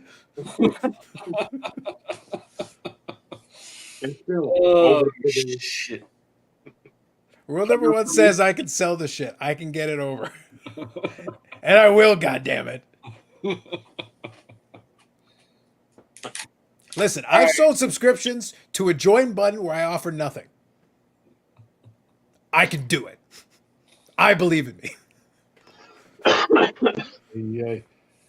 On that note, Dave, shut us down. So thank you, everyone joining tonight. Carlos, Mark and his break, Neil coming on. I know Ryan had something come up, so he had messaged me earlier. Oh, it's just going to be me. I said, hey, that's fine too. I know we'll have them back on, I'm sure, down the road. They're being good about this, so continue to try to get some more folks on here too, just to broaden the horizons of the old school and intermingle them with the quote unquote new school. But thank you, everybody. Yeah. Panini's going to put her in National Treasures this year. Watch that. Look, you'll all change your tune when we get Sharknado Chrome. Y'all change your tune. You're gonna have the shark refractor. Bro, that'd be amazing. Like, that would legit be amazing. I want the X-Fractor shark from Sharknado. You'll have a die-cut shark eating somebody. Call it mealtime, or call it the shark fattening tour. We need to use the kaboom foil for something. That's gonna be the base. Maybe it'll just be Sharknado kaboom. 37.6. The most expensive trading card of all time is the Sharknado kaboom. Obviously, Sharknado pump worked.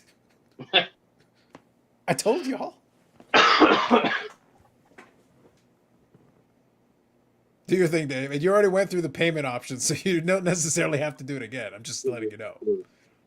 I hammered that out right away. Make sure. Yes, you did. So, yeah, thank you for everybody participating, chat, on the journey to 100. Hopefully, there's at least 100 more. I won't say 900 more. That's a lot, but 100. That's a obtainable goal. So, Dave, would it help you? Steve, if you get to 1,000, would you commit to doing a review of The Room with Dave for 1,000? Sure. There you go. Dave, you're motivated. Done. So now, twice a week, or twice a day, 7 days a week, 3 times on Sunday, Probably. But that might have to be the way. the IRP will have a show. Network. What you're going to see is you're going to see those previous episodes the last couple of weeks. All of a sudden, this is episode 103, 104, 105. You just start counting them. You'll start doing shorts, and they'll start counting them as individual episodes. Yeah, it's a way to do it. Pad the count, buddy. Pad the count. Yeah, exactly. So again, thank you.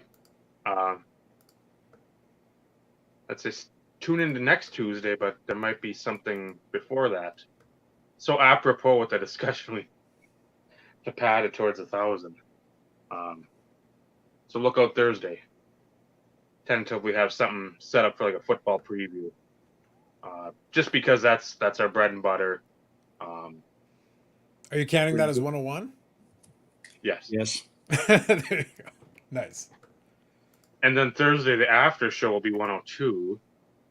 And then the after show will be 103. So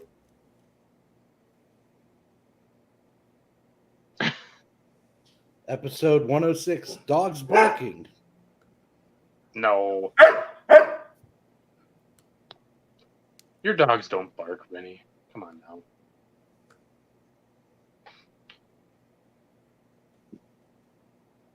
So, thank you. Be on the lookout Thursday. And then next Tuesday, of course, go back to our normal time, 7:35-ish Central Standard Time. Thank you for adding the ish. Just making sure we stay on brain. Oh, God, yes. Hashtag invest. So, Did anybody else fill in the IRP bingo? If you needed anything, here you go. Allegedly. That should cover you. Fanny Pack Flex was earlier before the show started. I was trying to think of what else we've thrown out there today. We already did Pandora's box. We got that covered. Dave, for the Sharknado cards, you're going to need to sell a kidney, allegedly. Better Hat took care of the chicken sandwich. Nomenclature was taken care of. Beautiful. and again, Facts and Mhm. again.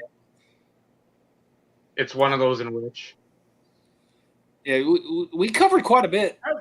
Well, it's 100th episode. You should get some of the greatest hits in there. It seems the right thing to do. Go. again, huge medium and home ec clothes and the Oh, human there's skin the other line. ones. Yep, got to add those. Human snake line. Yeah, I think we're good. I think we got most of them. And I if we think you didn't, just randomly hit the button. Just like mid-sentence, just be like, click. Toilet flower cards. yeah, not bad. Pandora's box was the best one, and that came from Carlos. So Yeah. I think we're good.